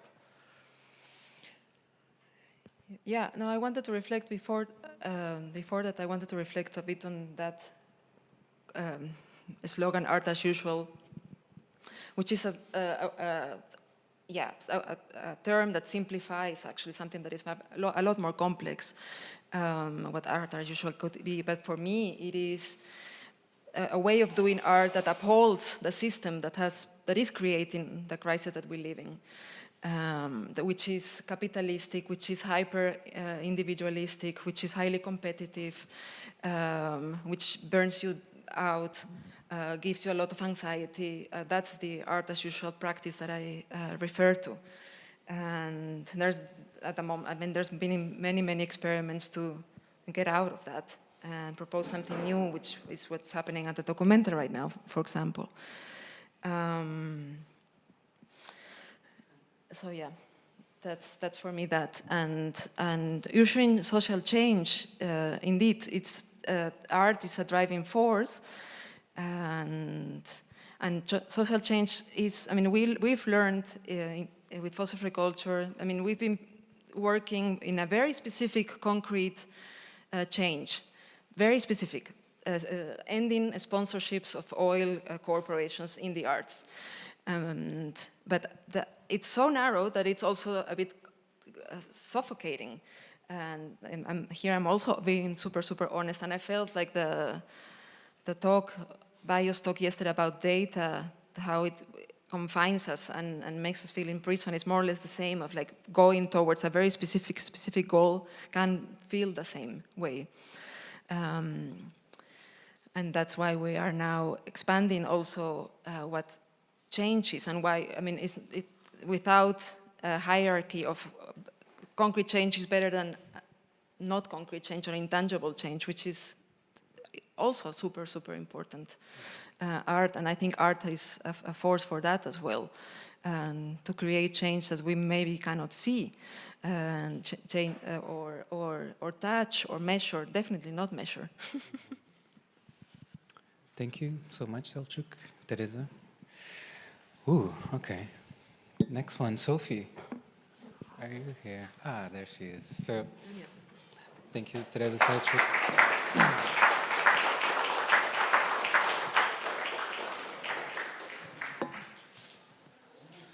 So, while we set it up, I'll introduce Sophie J. Williamson, who's a curator based in London and Margate, and currently a participant at the Jan van Eyck Academie.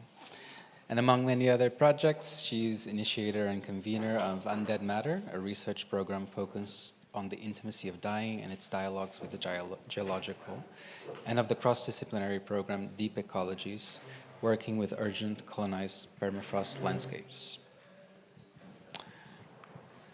And maybe you have some time to get some refreshments downstairs.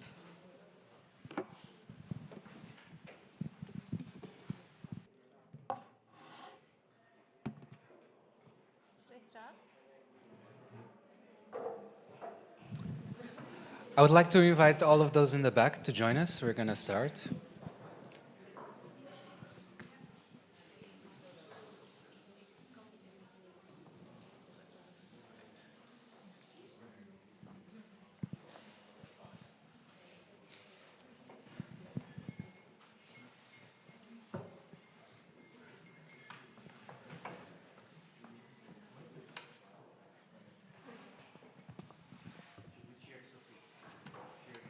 Let's cheer Sophia.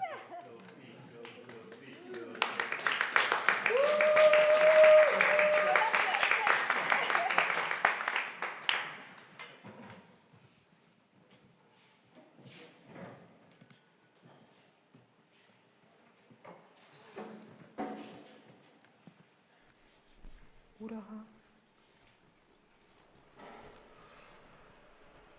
Sır. Sergi, muz, hürmetçi, Nurgohun, guru,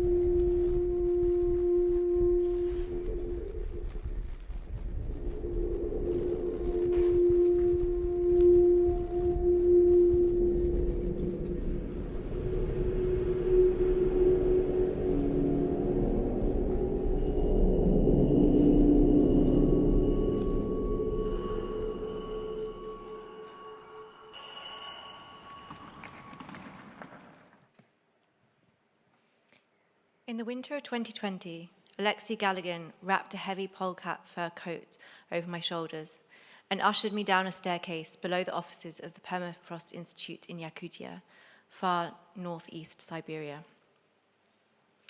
Above the surface, a coal-faced Soviet building housed a labyrinth of labs, research collections, and a warren of narrow corridors, housing seemingly endless small fluorescent-lit offices, each stacked with books, folders, papers, and in the case of Alexei, femurs, jaws, vertebrae, tusks, and unlabeled bones of the ancient inhabitants of the far corners of this land. The chambered entrance to the stairway was filled with rails of hanging furs of different colors and textures, pelts of animals I couldn't identify. It felt like entering through the cupboard of The Lion, the Witch, and the Wardrobe. We were indeed stepping into another world. The door at the bottom of the stairs led to another and yet another, going deeper into the earth, each staircase door closing out a warmth and welcoming a thicker, mustier coldness. A year earlier, Peter had been the first to satiate my curiosity in the permafrost. Over long, slow lunches and fast-paced hikes in the mountain, he painted fantastical scenes of his ventures into the frozen depths. As a young man in the late 1960s, he started out in extraction industries, the preset path for young men born in the Canadian prairies. Peter is intimately aware of the destructive nature of our species and the ease at which thousands of years of nature's cultivation can be destroyed by willing hands. He admits he cut down more trees than anyone could plant in their lifetime. His specialism became drilling through the permafrost. He relayed stories of the ecosystems he would discover on digs, entire forests frozen underground, mosses, tangled roots, animal remains, and mammoth tusks. As they surfaced the frozen, dug-out soil, millennia-old grass seeds would sprout to life. Yet out of their prehistoric environments, they lacked the ecosystem to pollinate, and once grown, would wilt back into the past.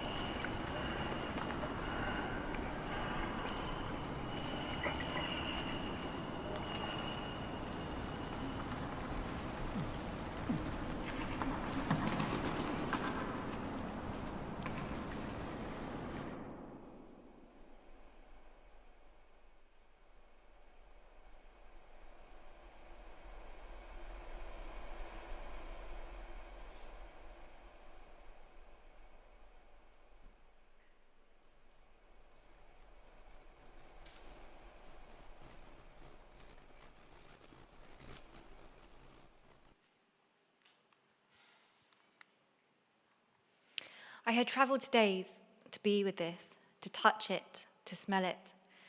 Yet the permafrost was nothing of what I was expecting, and nothing like the animated world that Peter had described.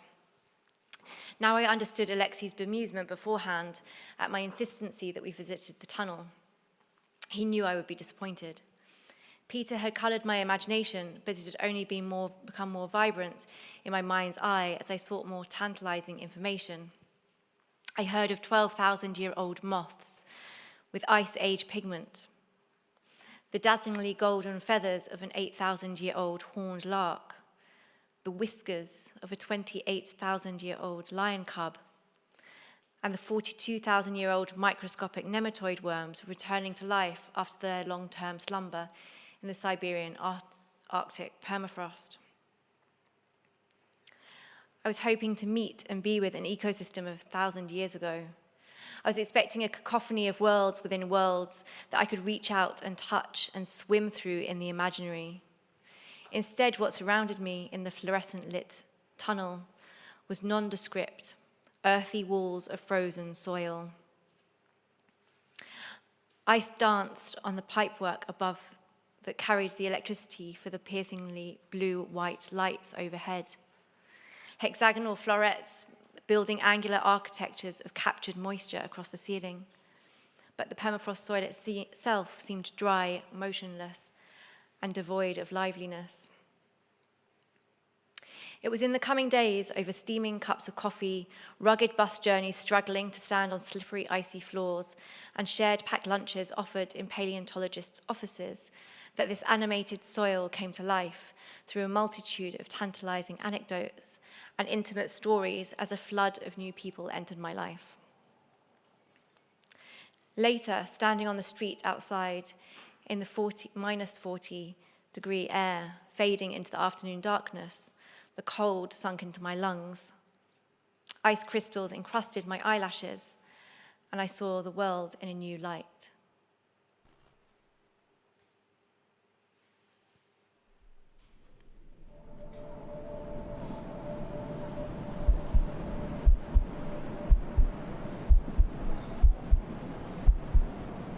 What do an American barn owl, a Zimbabwean hippopotamus, and a Norwegian reindeer have in common? What they have in common is that they all have a relationship with your body. They are all, in some sense, your responsibility. There is a way of speaking which implicates your body in everything on Earth. Dead whales have something to do with you. The disorientation of the waxwing is indirectly your problem. The freak storm and the changing seasons are consequences of actions performed by your body. Meanwhile, in the human world, there are car bombs still going off in Baghdad every day. Does this have anything at all to do with you? Moreover, a teenager in Kolkata is missing a thumb, and you are wearing a pair of inexpensive gloves. Is there any connection there?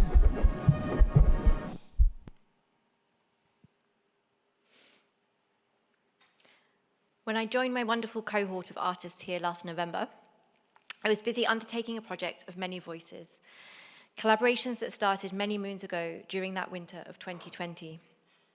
I'd finally secured project funding through a British Council grant, and the project, which would come to be known as Deep Ecologies, or one of many other working titles, materialized in interlinking collaborations, commissions, and conversations with 30 participants.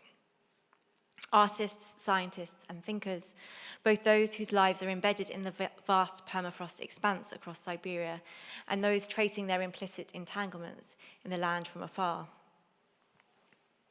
Unlike the tropical rainforests, the ice caps, or the deep oceans, the frozen expanse of the permafrost regions rarely appear in the visual imagination. Yet it's one of the most vulnerable and pivotal environments on our planet.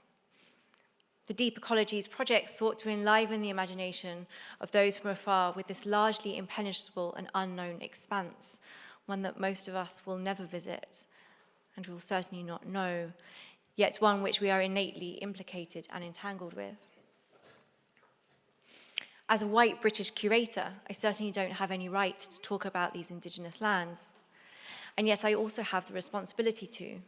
My history, my contemporary life are written into their soils. I'm implicated. Our lives, mine, yours, all of ours are imprinted on the degradation and demise of these lands.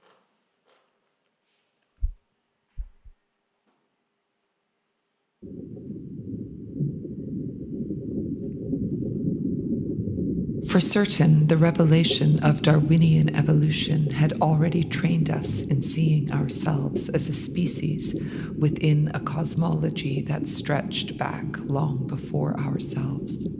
But with the Anthropocene, we were made to consider ourselves as finite into the future.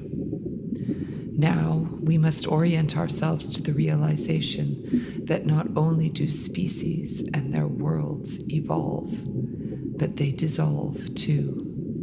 Not only do we evolve, but we dissolve, with the power to enact other disappearances in the making of an entire human-defined epoch.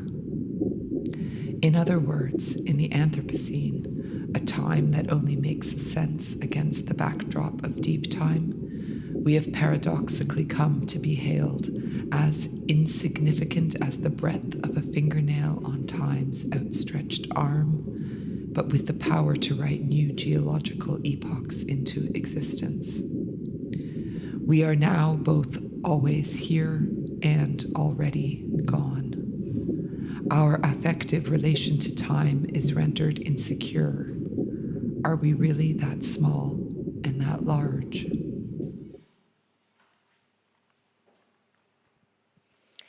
Last year, M, who wishes to remain unnamed, as do many other people in this project, sent me photographs throughout the summer of the orange skies above her hometown, the smoke-filled atmosphere signaling Yakutian land on fire. Behind the filmic awe of these images lay the terrifyingly real apocalyptic processes tearing through the region. Yakutia, like most of Siberia, is underlain by permafrost, a degrading, fragile land. Covering almost a quarter of the total landmass of the Northern Hemisphere, permafrost accounts for nearly half of all the organic carbon stored in the planet's soil. And as I'm sure most of you in this room know, as the planet warms, the permafrost is thawing at a terrifying rate, releasing its gigatons of carbon and methane. Newly unfrozen ancient microbes, bacteria, and viruses, some known to be at least 400,000 years old, reawaken from their dormancy. This geological body holds and reveals a multitude of entangled pasts. The permafrost is not only a liminal space, but one of potent agency. And while Siberians live on the front line of this human-made environmental catastrophe, the permafrost degradation is a tipping point for us all. As Anna Singh writes in The Arts of the Living on a Damaged Planet, anthropogenic landscapes are also haunted by imagined futures. We are willing to turn things into rubble, destroy atmospheres, sell out our companion species in exchange for dream worlds of progress. The fragile permafrost landscape is a brutal example. Balezino, 528. Q lived at the bottom of a very clear lake, her face like a neutrino catching light, her mind a telescope into all the lives that she would eventually lead. The many lives existed horizontally and simultaneously, inner lives and outer lives, above and below the earth. And in between these landscapes of difference, there was a vast field of waiting. I invited 6 artists, Bo Choi, Shehzad Darwood, Natalia Papeva, Himali Singh Soin, Alena, and an artist collective who have asked not to be named for the time being, to make new works for a new online exhibition platform, along with a program of other artists, writers, ecologists, and thinkers who contributed new texts and took part in podcast conversations. Throughout November and December, I'd organise workshops and seminars for us with permafrost geographers, hydrologists, ecologists, cryomicrobiologists, paleontologists, mathematicians, shaman, physicists, indigenous rights activists, and astronomers. It felt meaningful and productive and hopeful.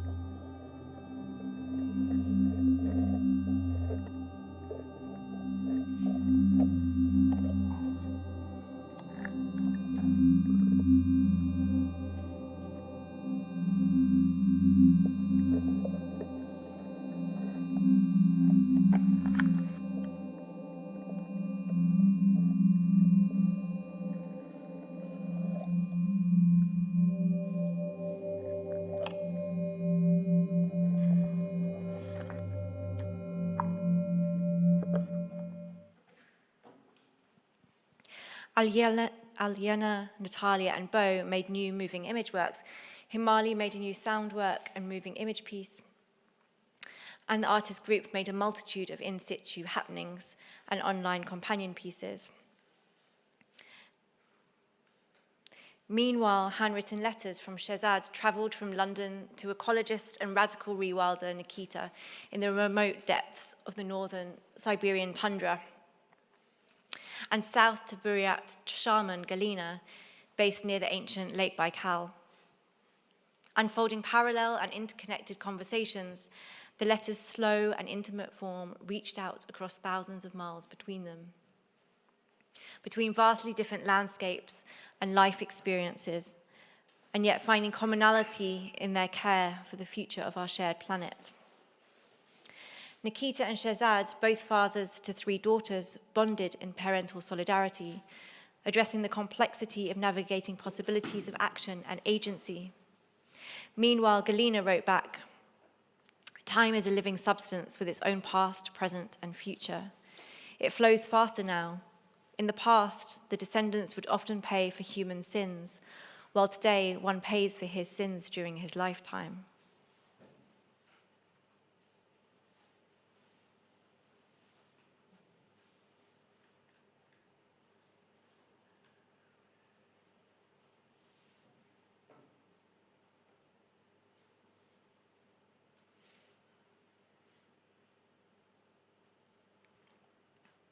The letters abruptly stopped.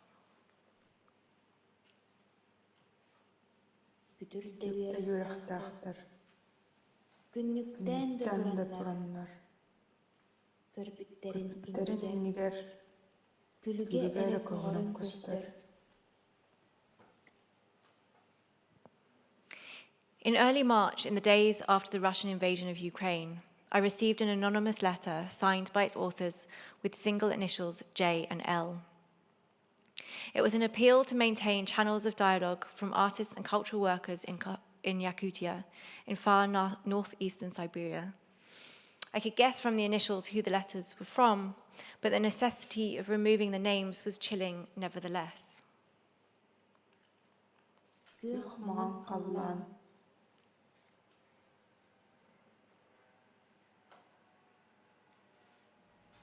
The ongoing colonization of indigenous territories within Russia has manifested itself in the silencing of anti-colonial voices that were already struggling to fight to be seen and heard, both in the local and the global contexts. We are finding ourselves disoriented and uncertain about the future existence of our communities. We, the community of indigenous cultural actors and artists, feel the need to address the lasting consequences we will be facing, not only as the residents of this country, but also as the colonized people who reside in the vulnerable geopolitical location, the Arctic.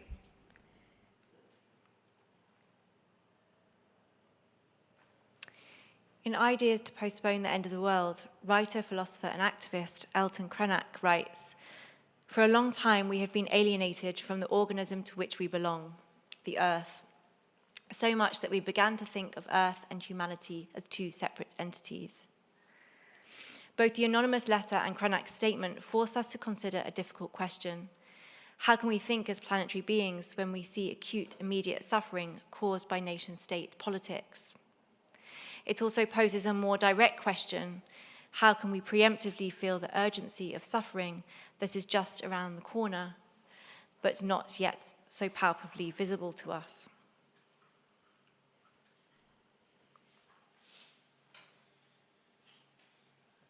Ik zeg naar оржол байх.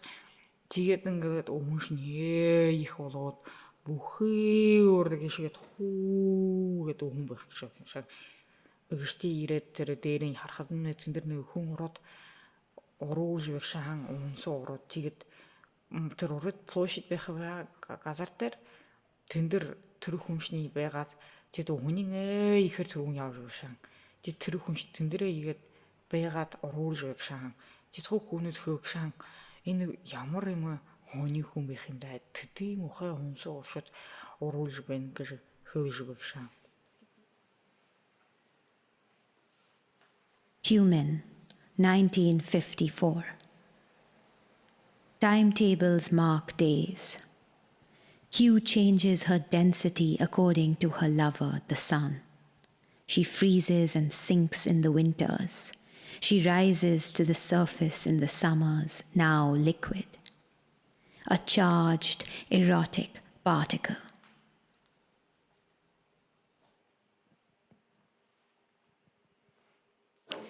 The British Foreign Office suspended financial support of all cultural projects made in collaboration with Russian organisations and banned any British Council funded projects with Russian affiliations being launched. These blanket sanctions suddenly, aggressively erase the nuanced identities beyond nation-state identifiers.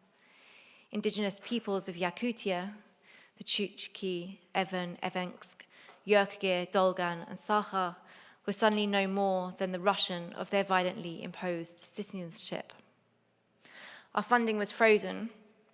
The project was complete, but I spent weeks fighting to get everyone paid for the work that they had already done. Not only Siberian, but British and international participants also. We had to postpone the project for obvious reasons, but our choice to launch later, at a later date, had been taken out of our hands.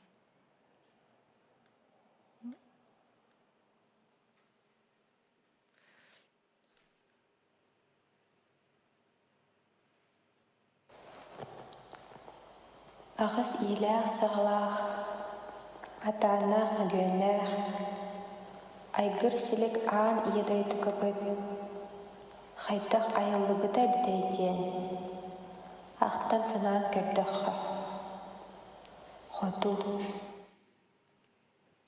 Weeks turned into months with the British Council. Emails and phone calls were unanswered, and when they were, the answer was always a sympathetic but uncompromising no. The mostly watery composition of my body is not just a human thing. From the almost imperceptible jellies in the benthos of the Pacific to the Namibian desert catfish hibernating in the mud, from mangrove to ragweed, from culvert to billabong to the roaring Niagara, cushioned between fractocumulus cloud and deep earth aquifer, we are all bodies of water. In acknowledging this corporeally connected aqueous community, distinctions between human and non-human start to blur. We live in watery commons where the human infant drinks the mother ingests the reservoir is replenished by the storm absorbs the ocean sustains the fish are consumed by the whale.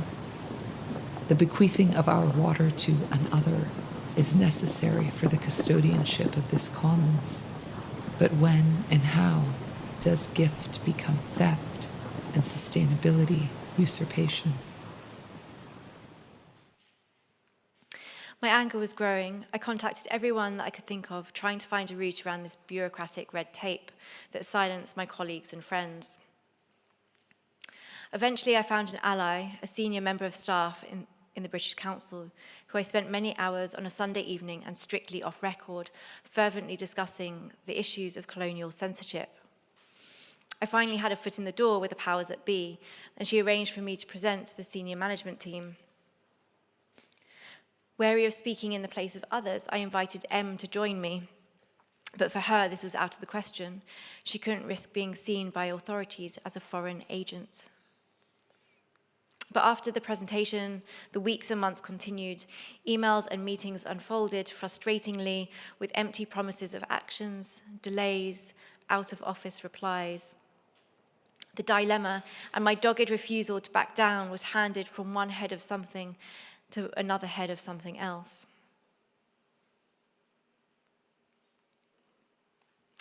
Influenced by Lygia Clark's work, Brazilian psychoanalyst Schueller Rulnick, in her seminal lecture, Micropolitical Conceptual Tools for Decolonizing the Unconscious, Notes on Caring and Repairing Life, likens the contemporary world to a Mobius strip, defined by intensive interactions between two sides of reality, where neutrality is impossible. She describes the world, every world, as a topological relational surface made of bodies of all kinds, not only human, in diverse and variable connections, defined by a separation and innate interdependence between forms and forces. Eventually, my British Council ally in senior management, a person of colour and decolonial strategy at the core of her job role at the British Council, wrote to say that she'd done all she could. Her hands were tied. I often feel terrified by the power of the destructive forces and thankful I won't be on the planet too much longer. She signed off.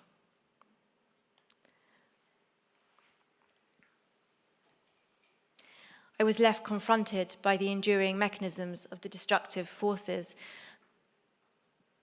continued colonial violence, and strategies of erasure as they slither and slide below the surface, only sometimes visible, but always present. I was left confronted by worlds dissolving.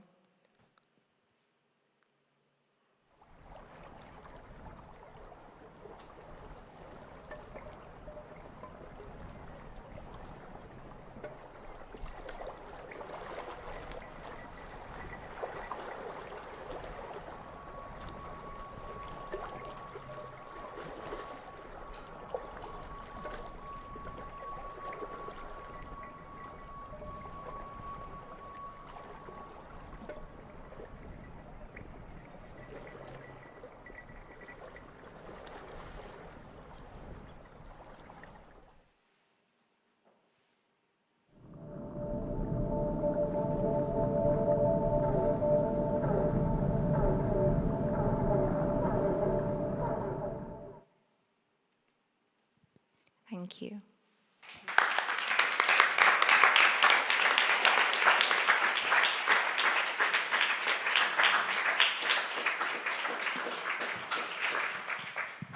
Thank you so much, Sophie. I would like to segue into the upcoming performance. The last thing before we go on a 1 hour break. And I'm really happy to have David Soin Tappeser here with us, and Himali Singh Soin, which you heard snippets of her voice, couldn't unfortunately be here for visa restrictions, but David and Himali came up with this hybrid online on-site performance titled Subcontinentment, which is a manifesto that stems from Himali's fieldwork in the polar circles. As part of a series of fictional ice archives, South Asian Futurism, renamed Subcontinentment, anti-chronicles the geopoetic links between the poles and the subcontinent.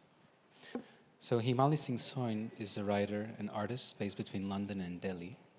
She uses metaphors from outer space and the natural environment to construct imaginary cosmologies of interferences and entanglements. And David Soin Tappeser, who's joining us, is a drummer, composer, and performance artist based between London and New Delhi, and his practice centers around ideas of time, interdependence, and alterity. His performances and compositions use rhythm to codify, manipulate, and deconstruct linear perceptions of time.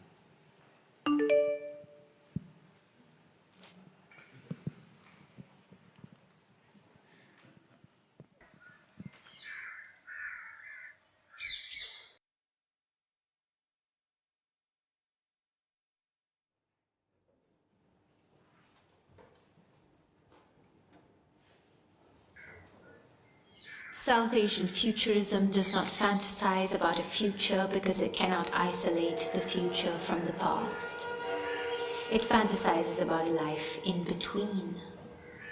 It wishes to grab language by its horns, grab the English language by its horns, and wring it off its yeses and nos and everythings and nothings and hang it out to dry in the equatorial sun in the middle of infinity. Its locus is entangled. material and spiritual, subliminal and subversive and submissive at once. Bipolar. South Asian futurism is a witness to the ash warmth of the morning when the newspapers have smacked the ironclad gates and a few are lost in trees or transit. South Asian futurism dismisses its title, denouncing South Asia as a universal region without specificity, denouncing futurism as an accomplice to the violence that comes with acceleration.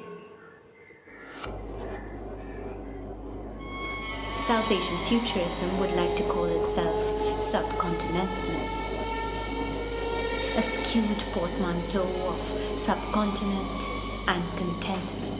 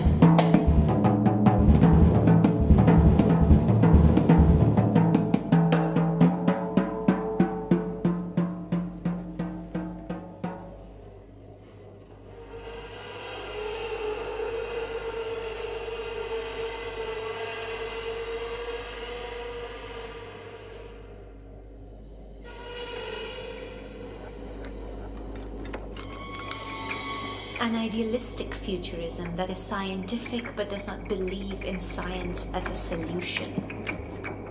Its science fiction does not project a dystopia despite the carbon. It wants an alchemy of knowledges. It wants rumors, humors, hypotheses. It wants ancient imaginaries and everyday erasures. It wants to rest. Where happiness is fleeting, our contentment finds rest. Not rest like stillness, but the kind of rest in music. A held pause, an interval with the pedal down. Or rest like a lily pad, floating flat against water. An absolute zero coated in an armor of wax. Repelling the too muchness of life. Lightness born by horizontality.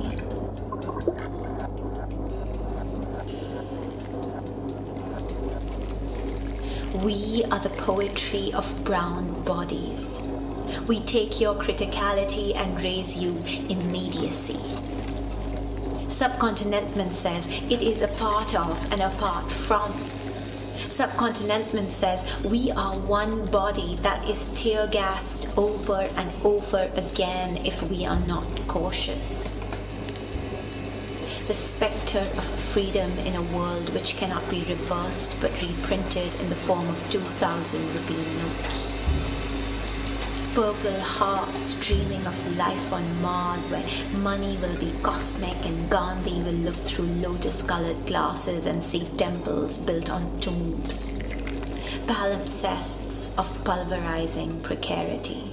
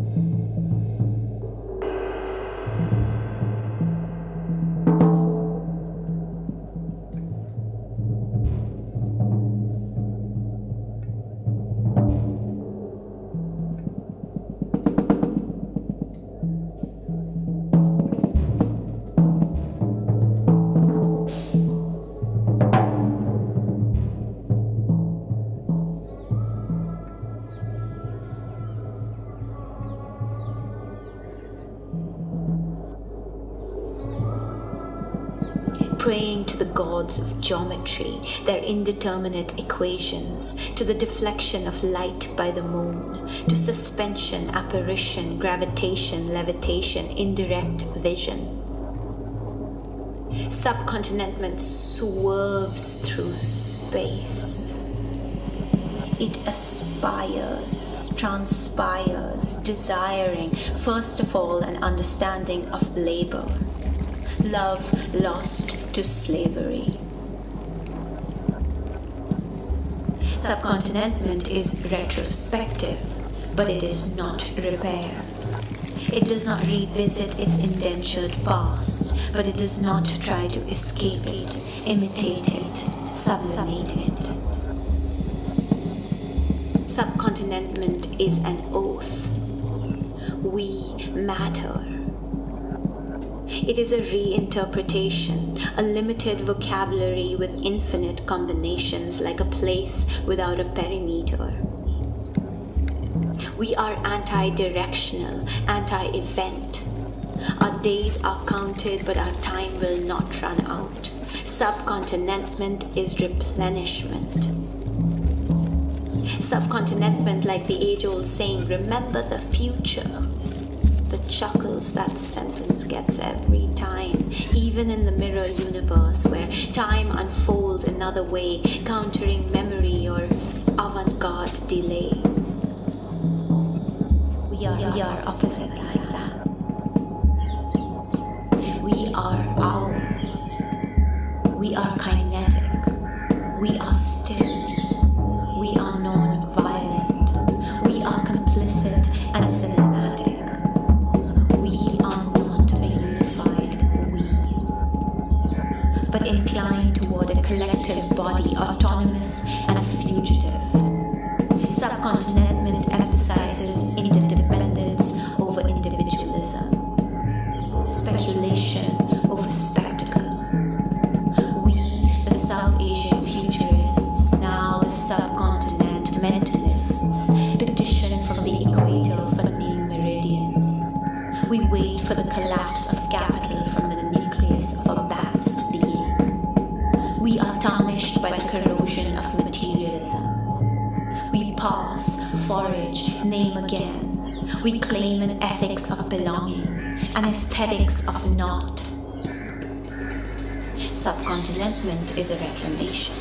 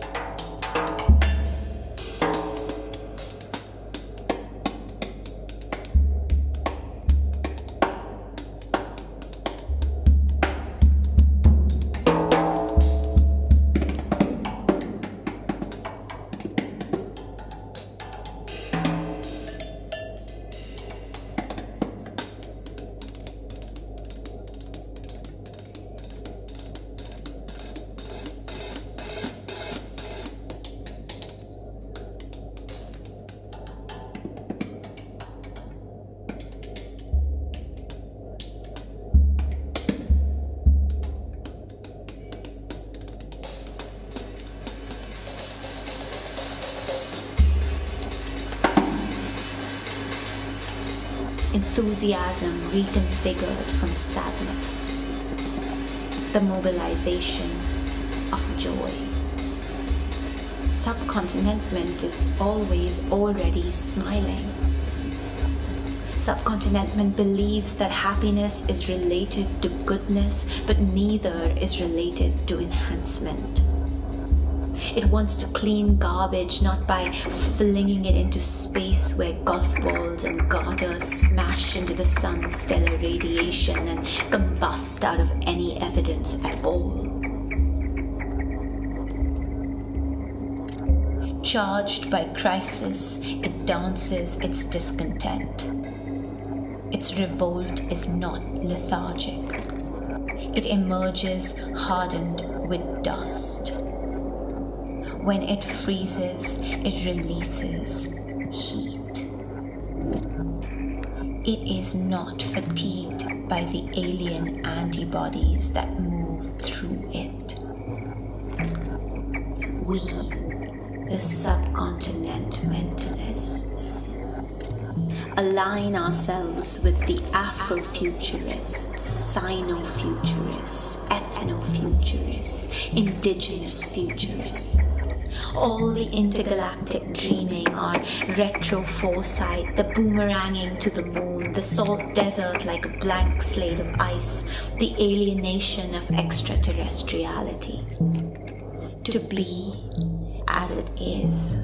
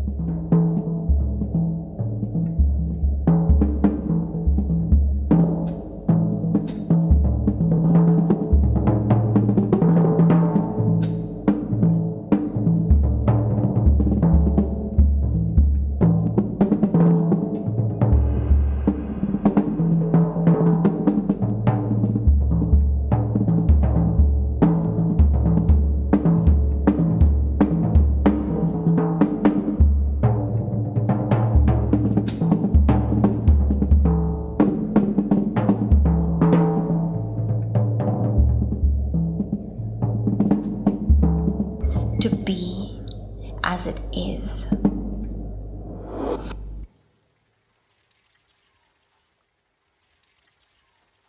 Subcontinentment is anti-extinction.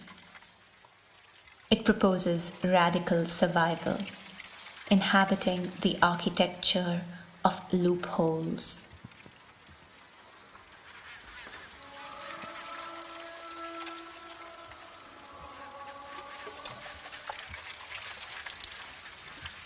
Subcontinentment looks up toward the Arctic, where maybe the Vedas found home in the low sun and the early moon, and maybe not. Subcontinentment looks downward toward the Antarctic, with whom it shared edges and borders way back when in Pangaea. It finds common fossils, one of them an embossed Ficus religiosa. It finds mica, which shimmers like something far and rare. Subcontinentment says, go there. Huddle close together, against the wind. Pleasure, even at the end.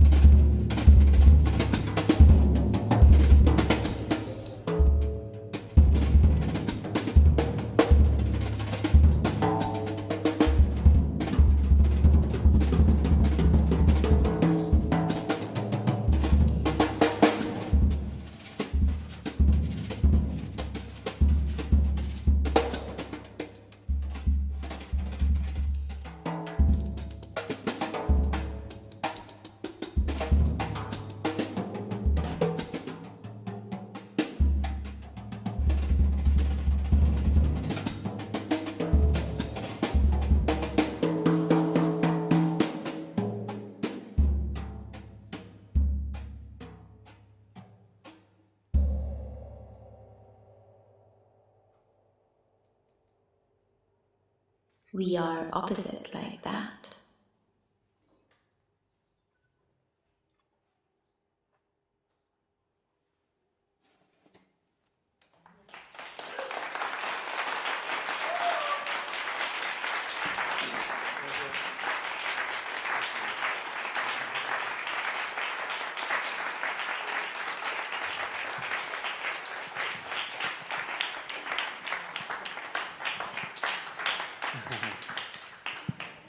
Thank you so much, David. Thank you, Himali, online. Well, that was it for part one. You're invited to join us upstairs in the auditorium at 6:30 for the continuity of the event. So see you later.